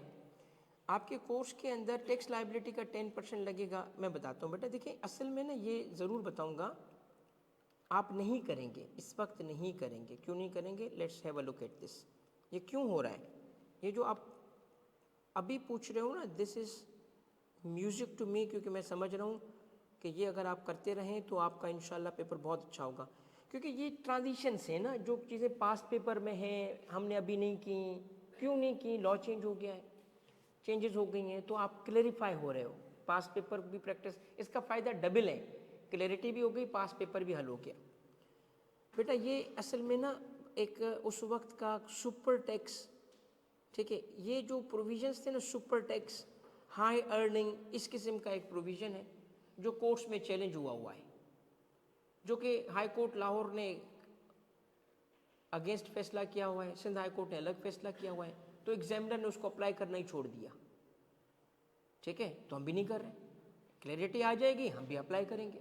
बेसिकली ये सरचार्ज नहीं है, ये सुपर टैक्स है। ये क्या है? Super tax. तो सुपर टैक्स आपके सिलेबस में कहीं है? अगर है, ये देखो ये लिखा है ना, super tax on high earning incomes. बेटा आप में से जिसने भी सुपर टैक्स है, देखो सरचार्ज नहीं है, कहाँ लिखा है सरचार्ज? कहीं नहीं है। ठीक है, ये सेक्शंस देख रहे हो, ओमिट हो गए, कुछ ओमिट हो गए। तो पास पेपर थोड़े हमारे लिए ना इस हवाले से केयरफुल होना पड़ेगा। तो हमारे पास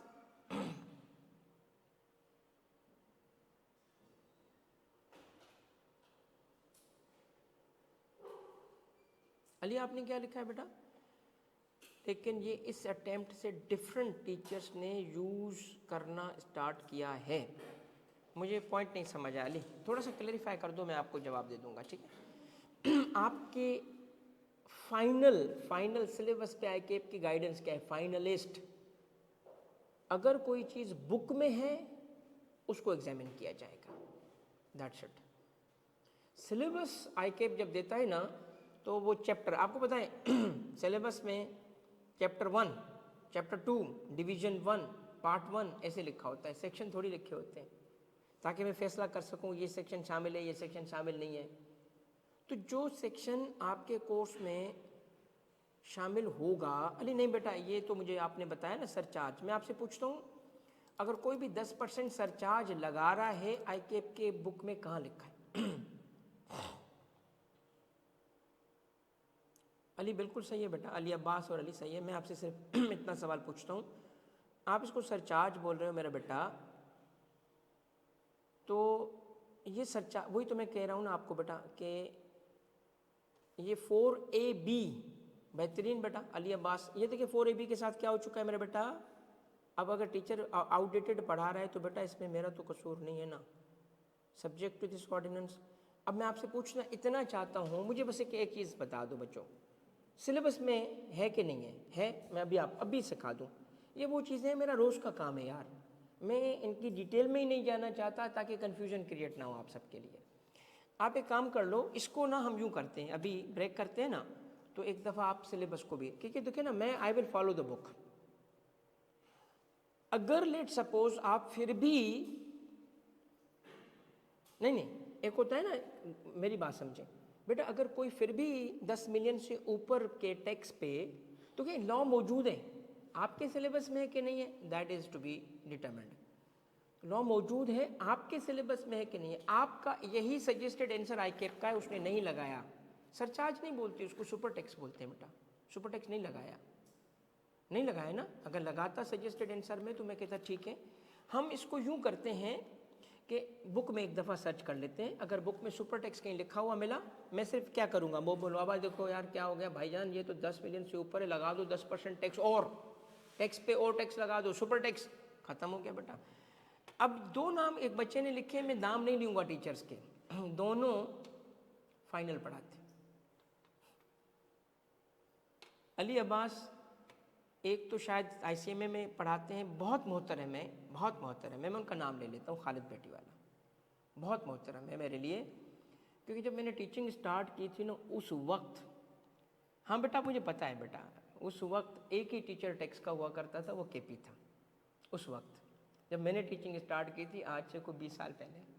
बाकी टीचर जब पढ़ाते थे ना तो उनसे पढ़ के पढ़ाते थे, क्लास में बैठते थे, उनको सर वो हमें ये मैं पढ़ा रहा हूँ, मुश्किल फंस गया हूँ आप समझाएं, ऐसे भी हुआ था उनके साथ। I was the first one जिनका उनसे कंपैरिजन होना शुरू हुआ था, कंपैरिजन होना शुरू हुआ था कि यार ये ज़्यादा अच्छे हैं ये ज़्यादा, तो एक वक्त आया जिसमें कहा यार तारिक तूने ज़्यादा अच्छा टीचर है।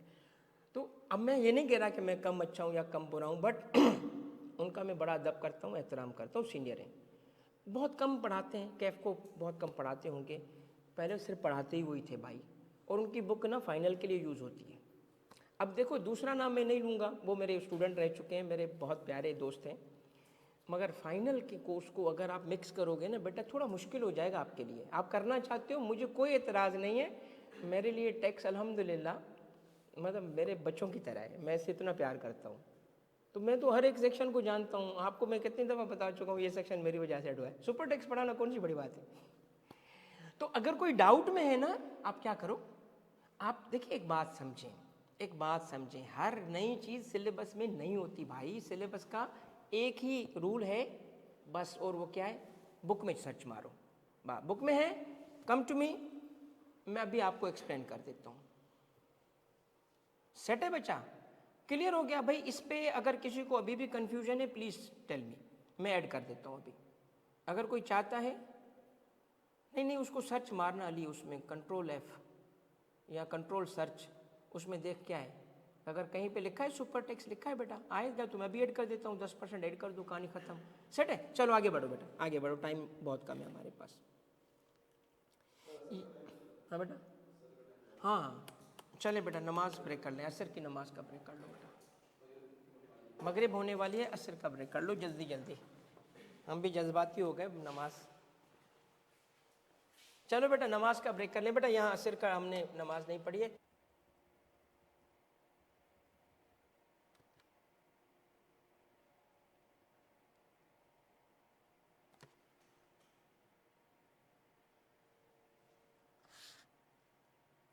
पेज 55 है या 43 है बेटा?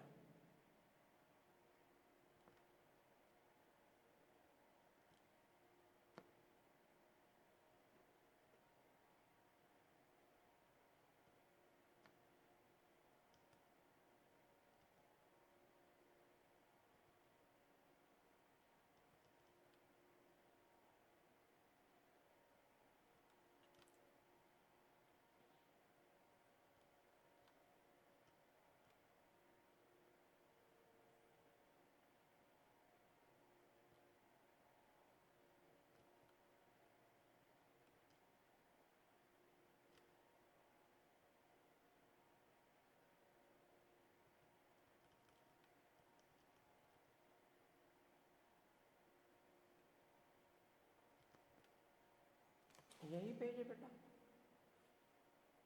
अली।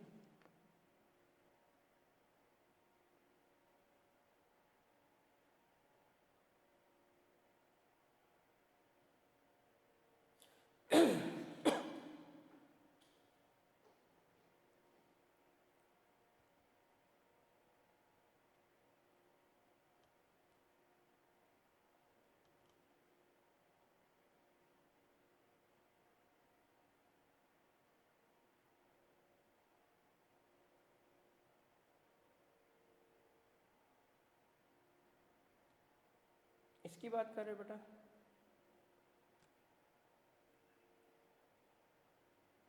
ठीक है।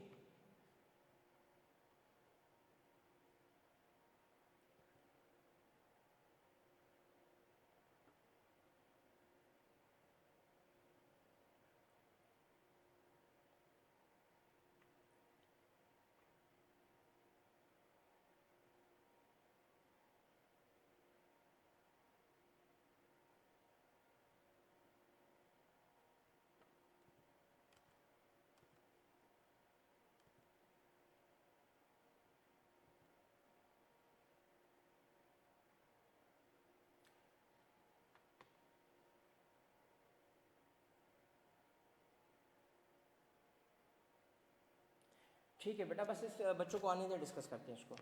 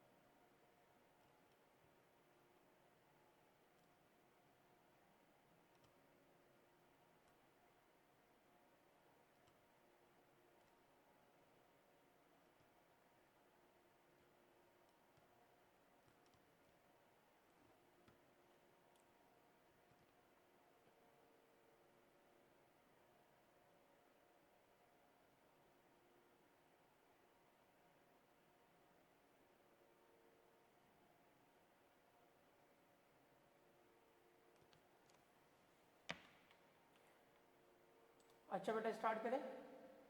बस एक सेकंड, बच्चे नमाज़ पढ़ के आ जाएं यहाँ पे।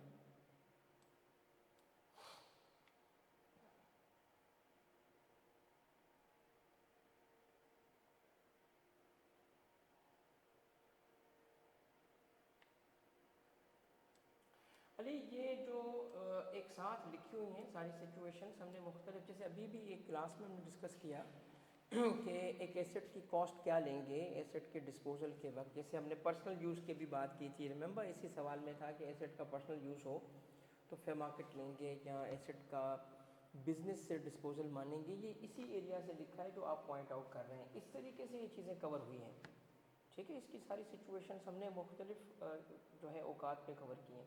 अगर कोई भी केस तुम्हें वहाँ समझ नहीं आ रहा तो मुझे बता दो, मैं एक्सप्लेन कर दूँगा।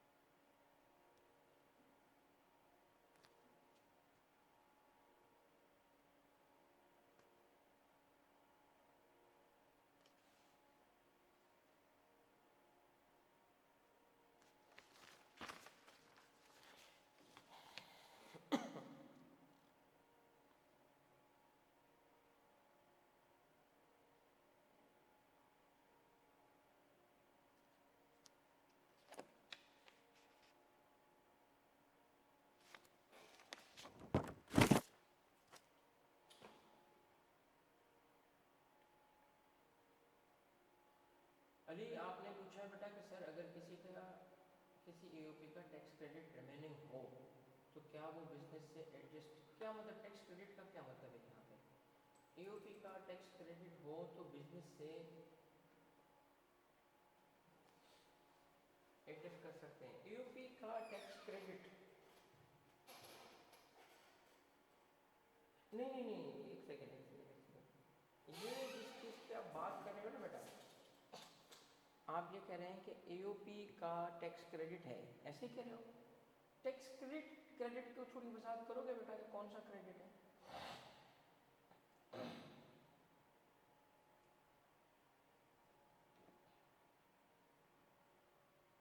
ठीक है,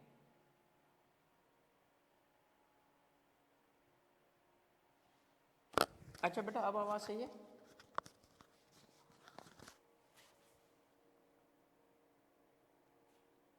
ठीक है, सेट है। अच्छा अब बेटा अली आपकी तरफ आ रहा हूँ।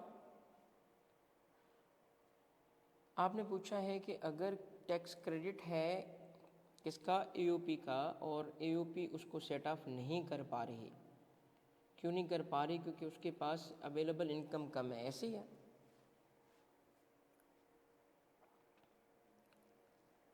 तो रिमेनिंग जो है वो क्रेडिट आप चाह रहे हैं कि इंडिविजुअल सेट ऑफ कर ले, ऐसा, जो उसका मेंबर है।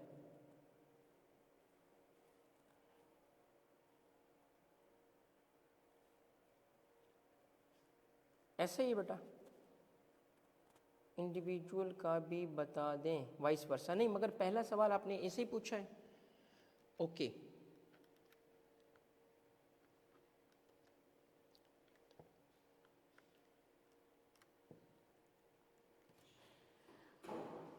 अच्छा बेटा जल्दी जल्दी आ जाए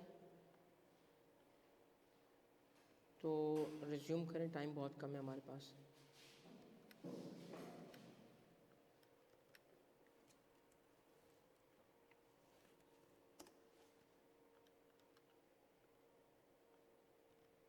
अच्छा, ये जो सवाल अली तुमने पूछा है इसका सोर्स पहले बताओ, क्योंकि it's a very good question. मैं पहले मालूम होना आप चाहता हूँ कि कहाँ से पढ़ा है तुमने, ये सवाल बहुत अच्छा सवाल है। और carry forward loss,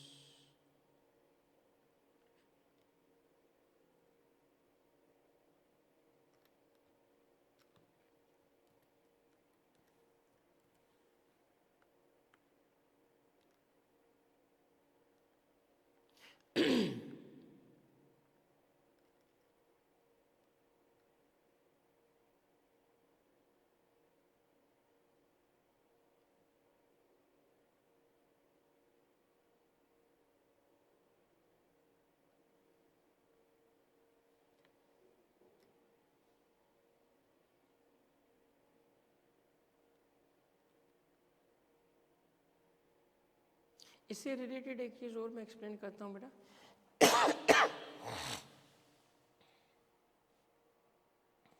okay okay, ठीक है ठीक है, आ जाए बेटा आ जाए।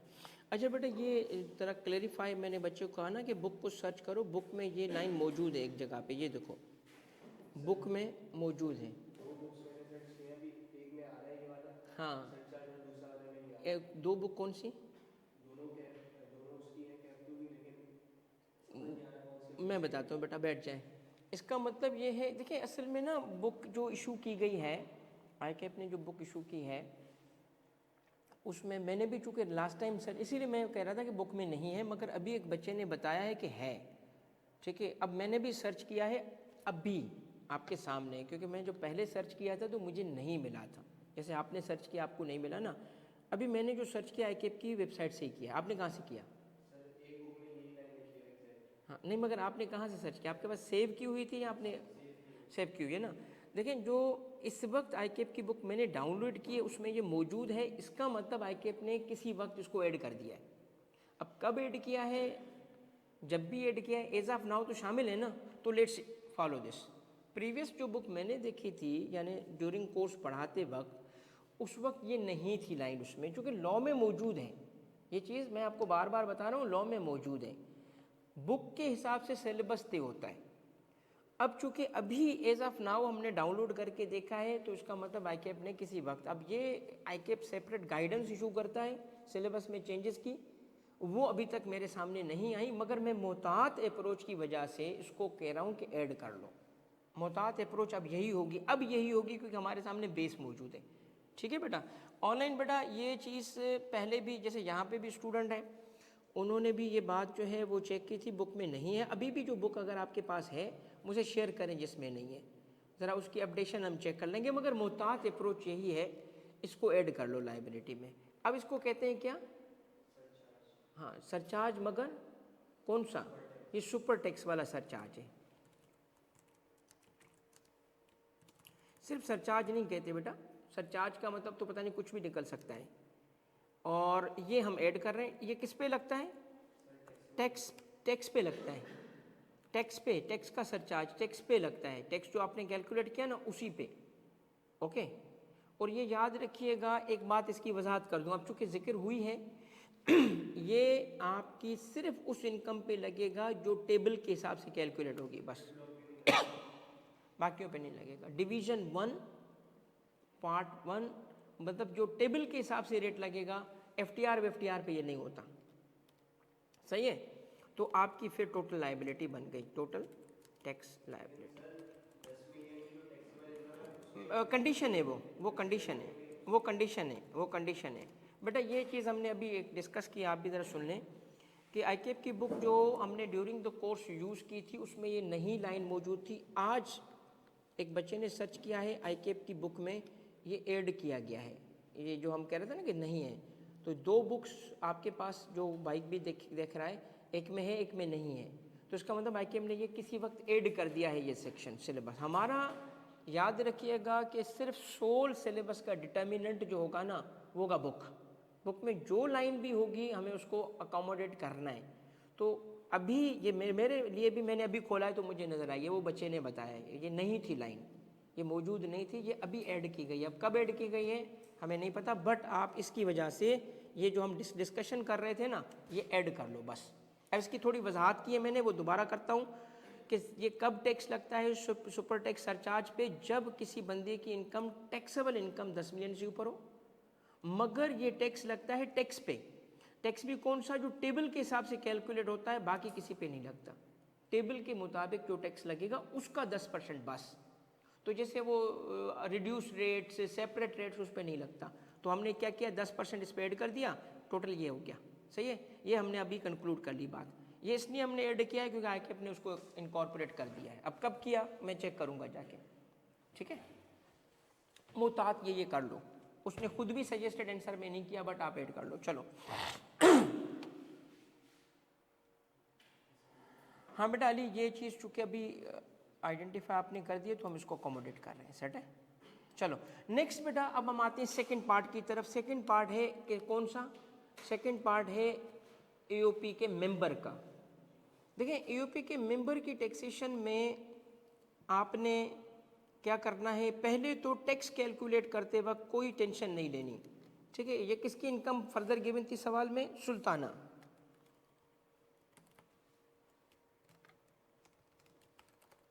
और सेपरेट टैक्स पेयर है, उसको मिला के नहीं कैलकुलेट कीजिएगा, अलग, एज इफ के सेकंड क्वेश्चन है कंप्यूटेशन ऑफ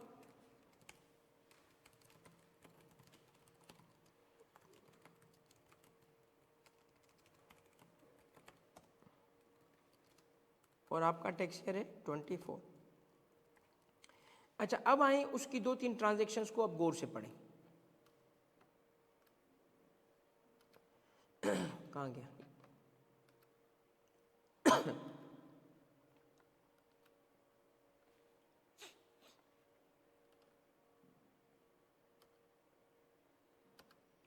ये ट्रांजेक्शन्स थी, इन ट्रांजेक्शन्स को पढ़ने देखें। अब इसको कौन सी इनकम है, 1 July 23 Sultana let out her plot, यानी रेंटल इनकम है, in Korangi industrial area to her brothers import house at monthly rent of 1 lakh, prevailing market rate उससे ज़्यादा है तो 1 लाख पे नहीं, हम मार्केट रेट पे कैलकुलेट करेंगे। Additionally she receive non adjustable amount 3 lakh का, नॉन एडजस्टेबल का ताल्लुक लैंड से है इसलिए टैक्स नहीं होगा, याद है ना। नॉन एडजस्टेबल कब टैक्स होता है, जब बिल्डिंग से हो, ये तो प्लॉट है, ये टैक्स नहीं होगा। और नॉन एडजस्टेबल प्लॉट होने की वजह से उसको वो रिपेयर अलाउंस भी नहीं मिलेगा। Non adjustable amount 150 receive from previous, ये तो ट्रांजेक्शन इग्नोर हो गई सारी, तो इसका मतलब प्रॉपर्टी इनकम है इसकी। चलें आए इनकम फ्रॉम प्रॉपर्टी इसकी पहले कैलकुलेट करें, इनकम फ्रॉम प्रॉपर्टी, ठीक है।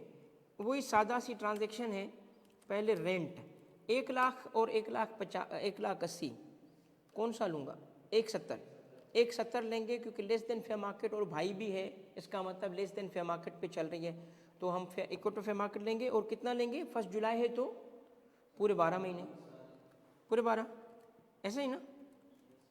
तो ये आपकी इनकम है रेंट।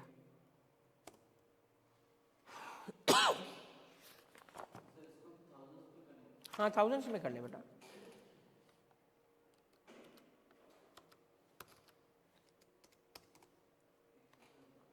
ठीक है। अच्छा फिर है चूँकि इसके नॉन एडजस्टेबल को हम ऐड नहीं करेंगे और रिपेयर अलाउंस भी नहीं मिलेगा और एक्सपेंस तो है ही नहीं, तो यही इनकम फ्रॉम प्रॉपर्टी बन गई।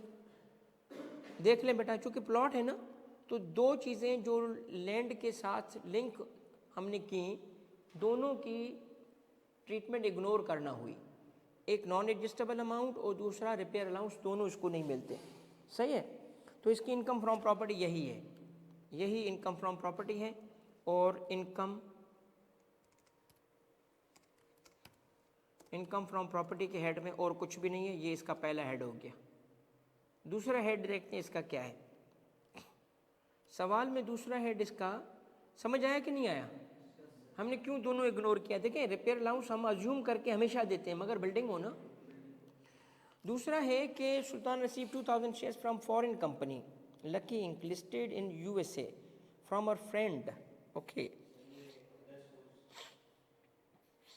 Receive 2000 shares of a company from a friend as a gift. ये गिफ्ट आ रहा है। Jamila acquired these shares in 18, और उसने जो दोस्त ने 18 में ख़रीदे शेयर्स थे 45 पे, और देयर फेयर मार्केट जो था एट द टाइम जो है एक 20 का था, और 1 जनवरी पे सुल्ताना ने उसको बेचा भी है, तो कैपिटल गेन भी है। दोनों इस हेड्स इसमें मौजूद हैं। ओके, अदर सोर्स में क्या है और कैपिटल गेन में क्या है? एक और पढ़ लूँ मैं नीचे। Sultana is also renowned author. Author भी है, इसकी टैक्सेशन भी हम कवर कर लेते हैं कि ऑथर को कैसे टैक्स करते हैं, कहाँ अदर सोर्स में करते हैं इसको भी। तो अदर सोर्स की चूँकि 2 ट्रांजेक्शन्स आ रही हैं तो पहले मैं कैपिटल गेन को कर लेता हूँ।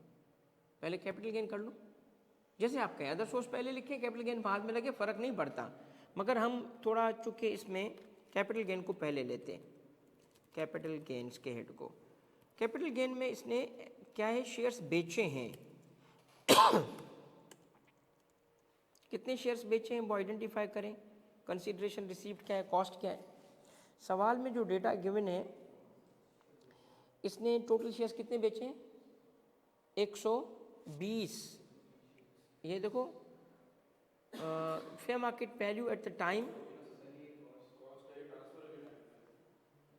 हाँ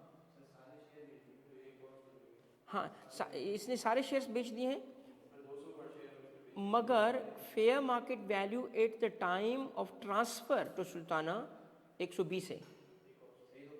ये कॉस्ट होगी। और बेचे कितने के? 200 के। तो कितना हुआ गेन? टोटल शेयर्स कितने? Gain on disposal of shares. हाँ, नहीं नहीं नहीं, वो कुछ और चीज़ है, मैं बताता हूँ, रुकिए ज़रा। पहले आप इस पे देखें कि गेन है कि नहीं है। गेन है इस केस में। 2000 शेयर्स हैं और कंसिडरेशन रिसीव 200 थी, एक 20 उसकी कॉस्ट थी, तो 80 रुपये के हिसाब से गेन हो रहा है। 80 के हिसाब से देखिए क्या गेन आ रहा है इसका। शेयर्स हमारे हैं 2000। कैसे?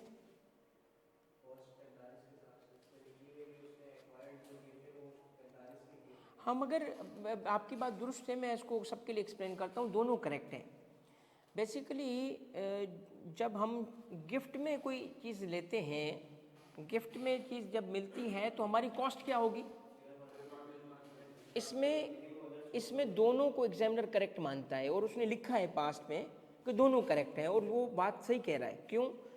देखिए, जब एक एसेट आया गिफ्ट में तो मैंने तो कुछ नहीं पे किया उस पर। तो एक लॉ में प्रोविज़न होता था जो स्पेसिफिकली इस केस के लिए था कि गिफ्ट में मिलने वाली चीज़, फ्री में मिलने वाली चीज़ का फेयर मार्केट लो। फेयर मार्केट लेते थे हमेशा, फिर उसको ओमिट कर दिया गया। अब क्या लें? Actual cost. तो एक्चुअल कॉस्ट तो किसी और ने इनकर की थी 45। तो अब सिचुएशन लॉ में क्या है, या तो 45 लें एक्चुअल, जो कि गिफ्ट देने वाले की एक्चुअल कॉस्ट थी, या कुछ भी ना बताया गया हो तो फिर फेयर मार्केट लें।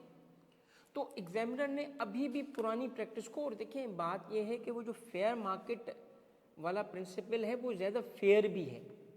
तो दोनों चीज़ें एज ऑफ नाउ प्रोफेशनली भी और एग्ज़ाम में भी करेक्ट मानी जा रही है। फेयर मार्केट चूँकि ज़्यादा करीब है रियल उसके मतलब इंसाफ के, तो फेयर मार्केट इसलिए हमने लिया है। 45 पे लोगे ना तो क्या होगा, फिर गेन ज़्यादा हो जाएगा। तो वो तो फिर देखो ना, वो और कॉस्ट है भी किसी और की। तो मैं अभी भी वही जो लॉ, हालांकि अच्छा उसकी लंबी कहानी है क्यों ओमिट हुआ, उसकी वजह कुछ और थी, उसको ओमिट करने की वजह कुछ और थी, वो मैन्युपुलेट हो रहा था। उसको मैन्युपुलेट पता है कैसे कर रहे थे लोग? यहाँ एक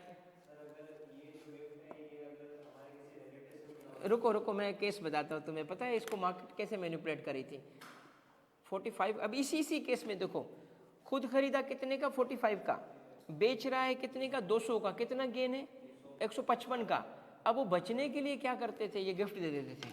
गिफ्ट में वो फेयर मार्केट पे चला जाता था, तो 120 वही फेयर मार्केट, इसका मतलब आप किसी का भी टैक्स ही नहीं लगता था। तो वो एक केस, खैर इसमें एक मार्केट मैनिपुलेशन थी उसको ख़त्म करने के लिए, मगर आम केसेस को तो नहीं ख़त्म करना था ना। तो अब आम केसेस क्या होंगे, अभी भी फेयर मार्केट पे होंगे, तो fair market is a better way, इसीलिए हम फेयर मार्केट पे ही जाएंगे। ठीक है बेटा, तो उस सेंस में आप आए तो कितना गेन हुआ था इसका, 80 का, और ये हम फिगर कैसे ले रहे हैं, 1000 में ले रहे हैं, तो 160। ठीक है।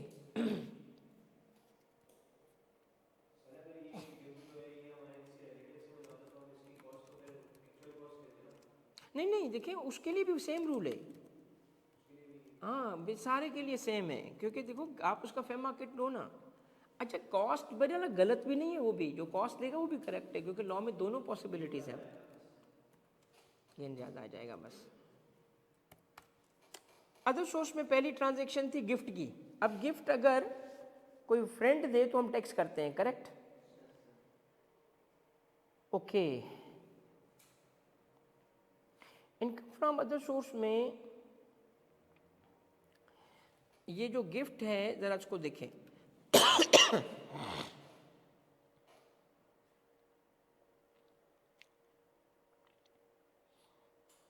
कितना जाएगा हेड में, कैलकुलेट करता है गिफ्ट को।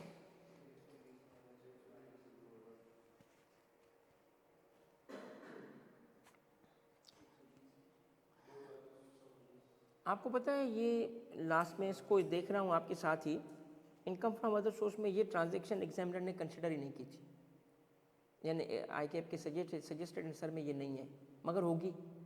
गिफ्ट अगर अदर देन रिलेटिव दे तो हम टैक्स करते हैं, करेंगे टैक्स हम तो, ये तो मिस हो गई है बात। अदर देन रिलेटिव जब भी गिफ्ट दे हमेशा टैक्स करेंगे, क्योंकि इनकम फ्रॉम अदर सोर्स में लिखा है। जब रिलेटिव दे तो फिर देखेंगे कैश है या काइंड है। रिलेटिव के कैश को यानी पैसे को फिर हम देखेंगे बैंकिंग चैनल है कि नहीं है।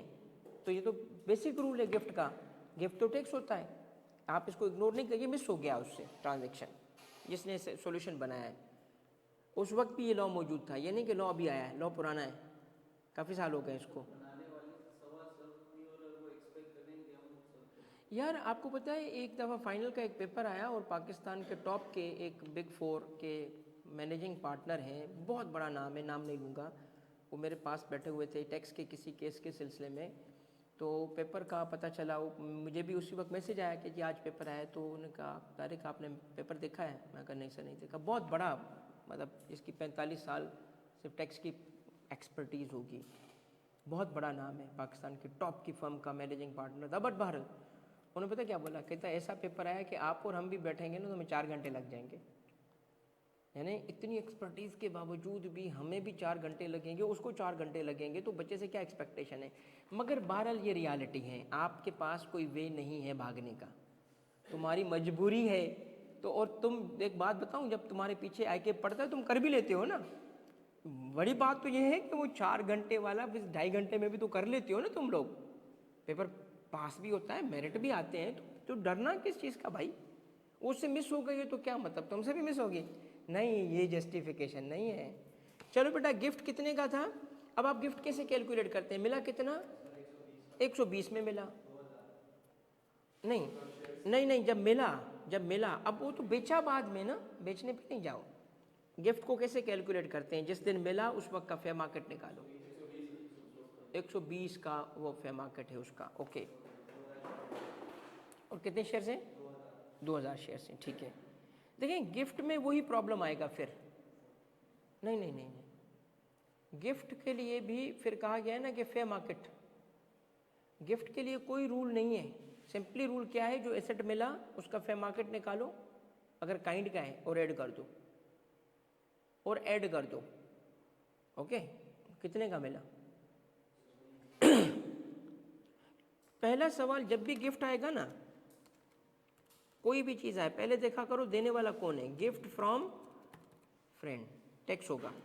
कितने शेयर्स हैं, 2000, फेयर मार्केट उसका क्या है, उस वक्त 1.20 ख़त्म, अदर सोर्स की इनकम हो गई इसकी।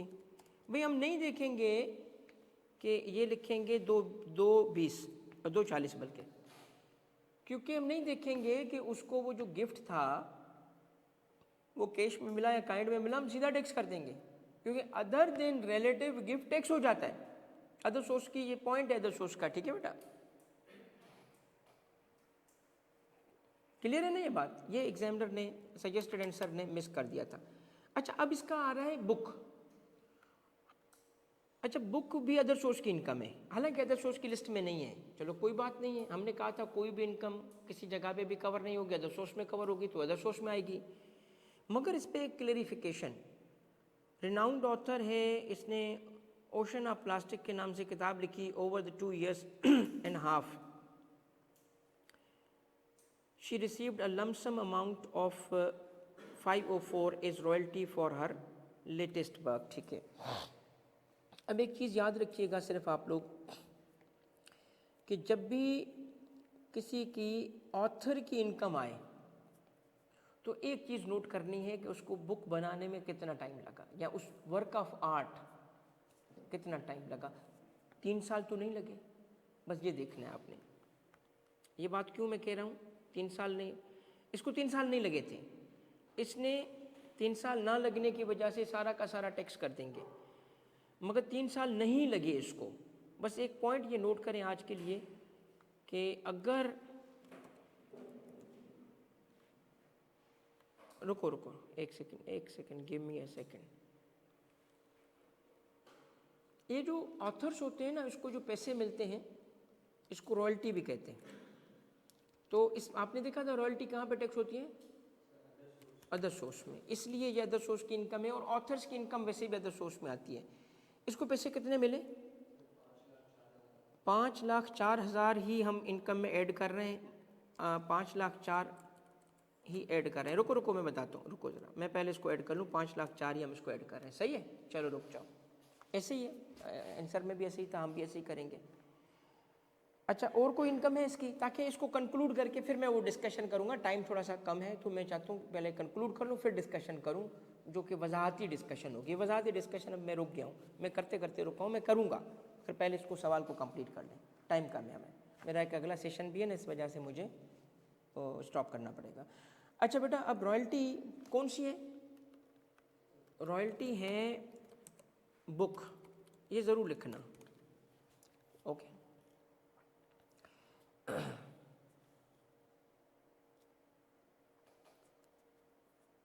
सही है। इनकम कितनी है अब इसकी,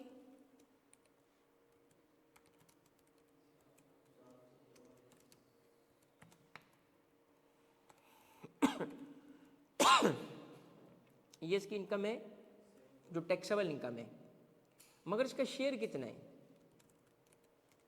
शेयर फ्रॉम एओपी। अब ये आपका अगला स्टेप था समझना, share from AOP. Share from AOP के लिए हमने क्या करना था, शेयर फ्रॉम एओपी, दोनों पार्टनर्स का हमने वर्क करना था। ये पार्टनर है सुल्ताना, नहीं पहला पार्टनर था जमशेद, जिसकी कोई और इन्फॉर्मेशन है ही नहीं, कोई और इनकम है ही नहीं, तो इस वजह से वो उस पर कुछ भी नहीं पूछा, हम कुछ भी नहीं करेंगे। और दूसरा है सुल्ताना, मगर अमाउंट तो हम दोनों के लिए करेंगे वर्कआउट। पहले बताएं स्पेसिफिक शेयर क्या मिला था दोनों को, सैलरी, और दूसरा मिला था इंटरेस्ट। कितनी सैलरी आई थी दोनों के पास, नहीं इंडिविजुअल 4.5 ही थे, 450 था, चेक करें 450 और इंटरेस्ट कितना था इंडिविजुअली 3,25 और 3,25, ये तो हो गया इनका स्पेसिफिक शेयर। अच्छा, स्पेसिफिक शेयर जिसको जो मिलना था वो टोटल कर लेता हूँ ताकि माइनस करना आसान हो। ये स्पेसिफिक शेयर मिल चुका है दोनों को इतना, तो इसका मतलब टोटल हम इतना डिस्ट्रीब्यूशन कर चुके हैं प्रॉफिट से। अब बताएं एओपी की इनकम कितनी थी, एओपी की इनकम थी ये कितनी, अगर आप बिफोर टैक्स लेंगे तो ये फिगर लेनी पड़ेगी आपको, मगर मैंने आपको कहा था कि यार देखो फेयर नहीं है क्योंकि लॉ में जो लफ्ज़ लिखे हैं कि एज मेंबर जो मिलने वाला अमाउंट होगा वो एग्जेम्प्ट है, तो इसका मतलब मिलता आफ्टर टैक्स है। तो हमें आफ्टर टैक्स प्रॉफिट निकालना पड़ेगा इसका, जो यहाँ नहीं निकालेंगे, हम नोट में निकालेंगे। ये टोटल इनकम उठाई हमने और ये उसका उठाया हमने, तो 9 ये हमारे आफ्टर टैक्स आ गई। तो सबसे पहले तो देखें कि जो हमने डिस्ट्रीब्यूट कर दिया वो माइनस करें इससे, ये ले आते हैं हम टोटल, इससे माइनस करते हैं क्या, ये अमाउंट्स जो दोनों को मिल चुके हैं, यानी हमने बैलेंस जो होगा ना यहाँ लाना है। तो मैं इसको फिर यहाँ ले जाता हूँ, ठीक है, ताकि बैलेंस हमें पता चल जाएगा कैसे। ये हमने टोटल उठाया आफ्टर टैक्स, ये माइनस किया, ये माइनस किया, ये रह गया, दोनों का शेयर क्या है, इक्वल। तो आपने ये उठाया डिवाइड बाय 2, ये इसका शेयर हो गया, ये इसका शेयर हो गया। अब आपको सुल्ताना का शेयर फ्रॉम एओपी भी मिल गया। आपने एक बस इसकी बात सीखी क्या कि शेयर डिस्ट्रीब्यूशन में ना हमने टैक्स में से सबसे पहले उठाया आफ्टर टैक्स उसमें से वो अमाउंट जो कि वो लेके गए थे ऐसे नाम से, जो 5 में से कोई नाम होगा, वो हमने एडबैक कर दिया। एडबैक किए थे ना, वो अब उनके ही खाते में जाएगा एज स्पेसिफिक शेयर। ये स्पेसिफिक शेयर इसके खाते में गया, इसके खाते में गया, ये स्पेसिफिक शेयर इसके खाते में गया, बाकी जो रह गया ये वो इक्वल डिस्ट्रीब्यूट या जिस रेशो से डिस्ट्रीब्यूट हो गया। ये तरीका है शेयर फ्रॉम एओपी निकालने का बस। तो अगर आप आए तो इसका शेयर फ्रॉम एओपी भी जो एग्जेम्प्ट है हमें पता चल चुका है और वो ये है, खत्म, अब सवाल एंड हो गया। क्यों? अब आपने क्या करना है, टैक्स निकालना है, टैक्स ऑन टैक्सेबल इनकम। किसकी tax on taxable income? Sultana की। क्या होगा, ए अपॉन बी इंटू सी। कैसे निकलेगा ए अपॉन बी इंटू सी? अब आपको चाहिए कि इसकी एक वर्किंग करेंगे कि इसकी इनकम रेट पर्पस के लिए क्या होगी। आपको याद है रेट पर्पस के लिए इनकम इसकी क्या होगी? रेट पर्पस के लिए इसकी आपको टैक्सेबल इनकम चाहिए, taxable income for rate purposes, और उसका टैक्स निकालोगे तो सवाल हल हो गया। इसमें एक तो वो इनकम लेनी है जिस पर टैक्स करने जा रहे हैं, नहीं, टोटल इनकम क्या है इसकी, टोटल इनकम तो निकालें इसकी। ये टोटल इनकम का मतलब क्या है, ये इसकी है salary, property income plus shares कौन से थे इसके, लिस्टेड कंपनी के हैं,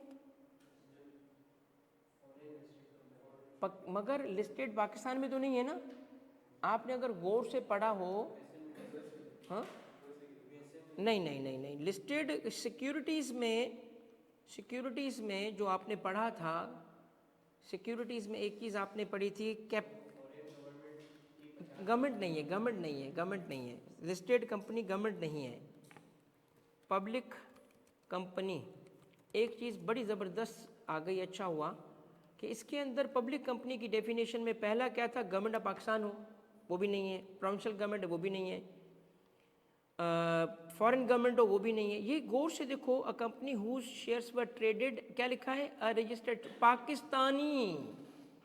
इसका मतलब हर लिस्टेड कंपनी जो होगी ना, आंखें बंद करके यहाँ नहीं ले जाओगे, यहाँ पे लिस्टिंग पाकिस्तान में होनी चाहिए, इसकी लिस्टिंग पाकिस्तान में नहीं है, तो पब्लिक कंपनी की डेफिनेशन में वो नहीं आया आपके सामने।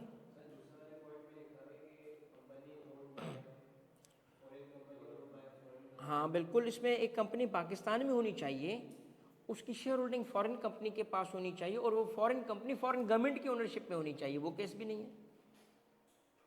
और प्राइवेट कंपनी की डेफिनेशन क्या है, जो पब्लिक ना हो। तो मेरा फिर एक सवाल बनता है कि अगर कोई कंपनी बाहर लिस्टेड हो और किसी भी वे में पब्लिक ना बन रही हो, पाकिस्तान में क्या बन गई, प्राइवेट, और उसका नॉर्मल गेन टैक्स होगा। लिस्टिंग पाकिस्तान में लिखा है ना कि हर जगह, तो ये तो नॉर्मल शेयर बन गए। नॉर्मल शेयर बनने से क्या हुआ, नॉर्मल रेट पे टैक्स होंगे, अलग रेट भी नहीं लगेगा। तो क्या हुआ, जब नॉर्मल रेट लगेंगे तो ये भी इनकम कवर करोगे और आखिर में ये भी कवर करोगे, ये इसकी टैक्सेबल इनकम है, ये उसकी क्या है। अब आपने क्या करना है, सबसे पहले उठानी है उसकी वो इनकम जो नॉर्मल इनकम थी, और वो थी ये टैक्सेबल इनकम। और दूसरी इनकम आपने क्या उठानी है, शेयर की, ये शेयर की इनकम है टोटल। अब टोटल पे रेट लगाओ, ये उठाया, आप देखें टैक्स कितना बन रहा है, टैक्स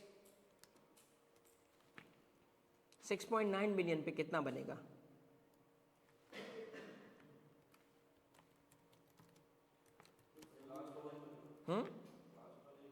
लास्ट वाला, हाँ लास्ट वाला ही होगा।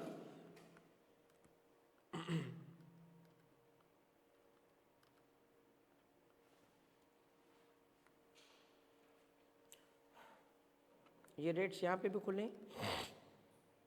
पहले तो आप लेंगे ये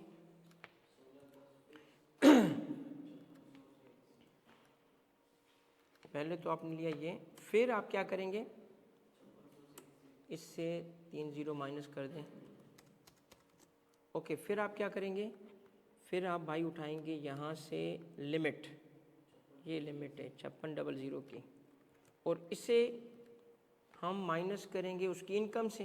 कौन सी इनकम, ये इनकम है, इससे माइनस करो लिमिट को,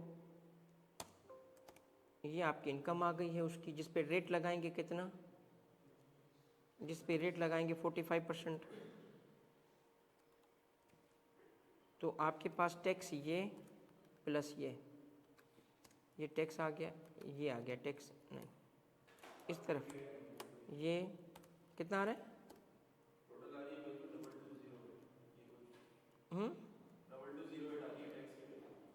222 कैसे आ रहा है, 598 क्या हो गया,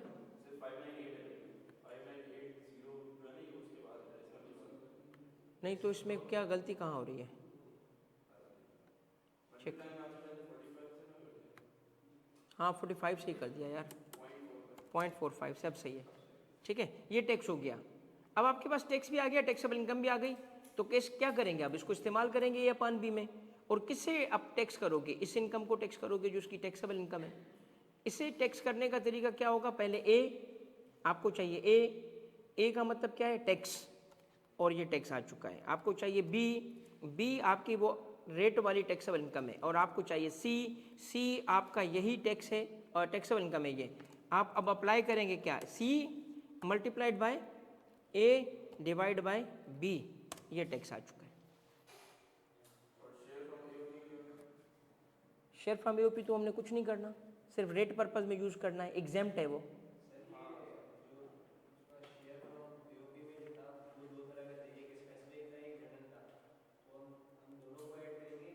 दो नहीं एग्जाम्प्ट दोनों होंगे, शेयर फ्रॉम एओपी है, एग्जाम्प्ट है, उस पर टैक्स थोड़ी लगेगा,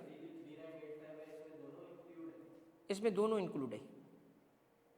क्योंकि देखिए आपने यहाँ वर्किंग की ना, ये देखो ये वर्किंग किया ना आपने, ये देखो ये स्पेसिफिक शेयर था और ये रिमेनिंग का 50% था, तो ये उसका, ये दोनों आ गए, इसके दोनों आ गए, वर्किंग की ना हमने इस तरह, तो शेयर फ्रॉम एओपी होगा। बेटा ये है आपका एओपी का सवाल, इसको एक को ढंग से कर लो, सब चीज़ें इसमें मौजूद हैं, ढंग से कर लो, एओपी बाहर नहीं जाएगा, ठीक है, क्लियर, ओके। आज मैंने 7 बजे तक क्लास रखी थी और मकसद ये था कि कुछ क्वेरीज सॉल्व करें, कुछ एओपी को सॉल्व करें। अच्छा, बाकी पेपर को अगर मैं बता दूं आपके सामने, ये पेपर जो है ना, ये पेपर आपका और इसके बाद के पेपर आपको बहुत इजी लगेंगे, क्योंकि उनके अंदर, अच्छा अब देखें ये सवाल था आपका, ये सवाल जो इसके बाद पूछा गया है नजीब का, ये सैलरी का सवाल था, हमने किया था क्लास में भी सॉल्व किया था, नजीब वाला सैलरी का सवाल था, इजी है, ओके। नेक्स्ट था इसमें इमराती रेजिडेंशियल स्टेटस, दिन गिने 183, रूल क्या था इंडिविजुअल का, पहले तो 183 days in a tax year, फिर देखें कि वो अगर 183 डेज कम है तो बाकी कंट्रीज़ में क्या है, अगर कहीं रेजिडेंट कि कहीं भी रेजिडेंट नहीं है तो पाकिस्तानी सिटीज़न की वजह से यहाँ रेजिडेंट, और तीसरा है government employee posted abroad, company के लिए था पाकिस्तान में बने, अगर नहीं पाकिस्तान में नहीं बनी किसी और में, तो कंट्रोल मैनेजमेंट होली यहाँ हो, और तीसरा प्रोविंशियल और लोकल गवर्नमेंट तो हमेशा रेजिडेंट होती हैं। और एओपी के लिए क्या था, कहीं पे भी बने इससे फ़र्क नहीं पड़ता, बस एक ही चीज़ देखनी है कंट्रोल और मैनेजमेंट पाकिस्तान में है कि नहीं है, होलली या पार्टली, ये रूल है। उसके बाद एक सवाल पूछा गया है इसमें, ये है डिस्पोजल वाला, वही जो हमेशा पूछता है एसेट्स का, मेड फॉलोइंग जिसमें कैपिटल गेन भी होता है, डेप्रिशिएबल एसेट भी होता है। डिस्पोजल ऑफ एसेट कराएगा ना तो दोनों पे नज़र रखना, ओके। इसको एक दफ़ा गिव इट अ ट्राई, अगर नहीं समझ आते तो मैं इसको मंडे पे करा दूंगा। फिर ये एक सवाल है जिसके अंदर कहता है कि रिक्वायर्ड क्या है, चार्जेबिलिटी। इधर से देखें कि 16 ईयर ओल्ड इनहेरिटेड 13 सीसी, यार आप खुद सोचें, upon the death of his father, आपको याद है 16 क्या क्या किस टॉपिक से लिंक है, किन, हाँ मगर टॉपिक बताओ, टॉपिक क्या है, रिटर्न फाइलिंग में हमने कहा था कि अगर वो ऑर्फन हो तो 4 रीज़न की वजह, और मगर 25 साल हो तो 25 साल से कम है, रिटर्न नहीं फाइल करने वाला केस आएगा।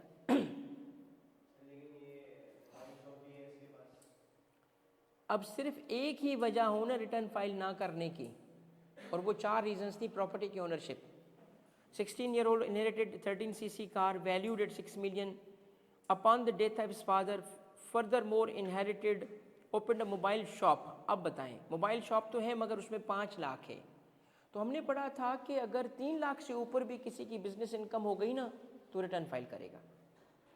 तो ये उस प्रॉपर्टी की वजह से नहीं, मोबाइल शॉप की वजह से रिटर्न फाइल करेगा। इस तरीके से छोटे छोटे सवालात हैं। एक सवाल ये है जो कि मैं चाहता हूँ give it a try, but Monday पे मैं कराऊंगा आपको, ये वाला लाजमन कराऊंगा। ये है 7E डीम्ड इनकम। याद है वो फौजी भाई घर से निकले, कहाँ गए, शॉप पे गए, वो जो एसेट्स मैंने याद कराए थे उसमें आपने क्या करना था, कितने एसेट्स एक्सक्लूड करने थे। एक तो इमूवेबल प्रॉपर्टी होगी, मूवेबल निकाल दी गई थी, इमूवेबल प्रॉपर्टी होगी करेक्ट, और उसमें से एक प्रॉपर्टी निकालेंगे आपकी मर्जी की। उसके बाद ये बिजनेस के प्रेमिसेस निकालेंगे, उसके बाद एग्रीकल्चरल लैंड निकालेंगे, फिर अगर प्रॉपर्टी रेंट पे है तो वो निकालेंगे, और अगर करंट ईयर में परचेज किए तो वो निकालेंगे, ओके। और जो बच जाए उसकी वैल्यू 25 से कम है तो नहीं लगेगा, 25 से ऊपर है तो टैक्स लगेगा। कितना, उस अमाउंट का कितना परसेंट लेंगे, पहले कितना लेंगे, ये इनकम बन जाएगी 20%, और उस पर कितना लगाएंगे, 5% लगे। ये उस पर ही सवाल है, ये वो सादा सा एक ही दफ़ा पूछा गया है, और ये वो सवाल है। ये ज़रूर प्रैक्टिस करेंगे मंडे पे, आप ट्राई करो इसको, मगर मंडे पे इसको ज़रूर प्रैक्टिस करेंगे क्योंकि ये अभी लास्ट अटैम्प्ट में नहीं आया, दोबारा आ सकता है ये। इसकी ओके, जो अभी किया था आपने कुछ, हाँ कहाँ पे,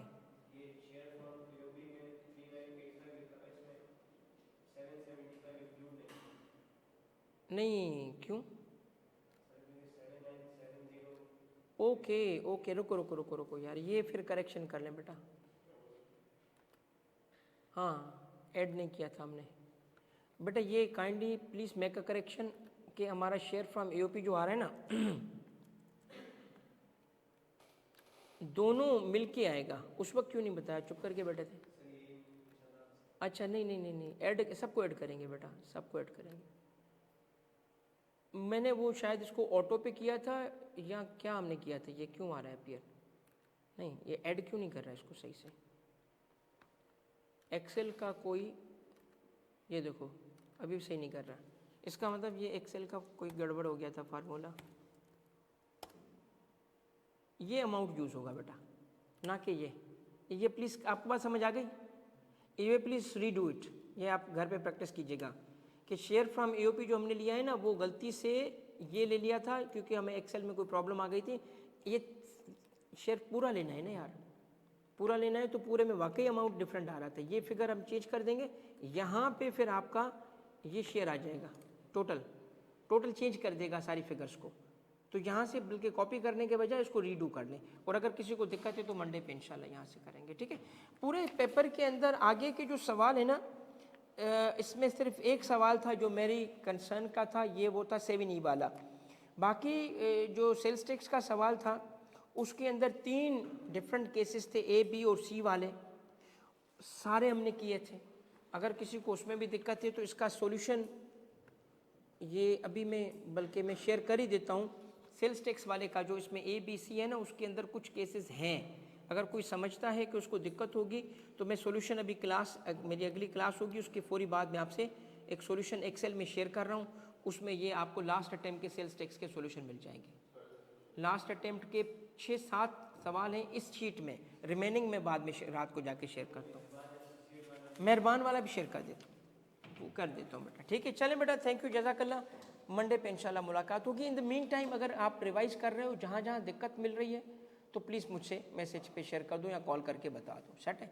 और अगर किसी को बहुत ज़्यादा प्रॉब्लम हो रही है तो please just give me a call या send me a message, I will call back, ताकि आप ज़्यादातर फास्ट, क्योंकि मैं लास्ट भी वर्किंग डे पे बहुत सारे बच्चों को कॉल्स करके समझा रहा था, तो उससे बहुत फ़ायदा हो रहा है। जस्ट 1 मैसेज एंड 1 आंसर की बजाय उनके पूरे कॉन्सेप्ट्स रिवाइज हो रहे हैं, सेट है। चले बेटा, थैंक यू, जज़ाकल्लाह, अल्लाह हाफिज़।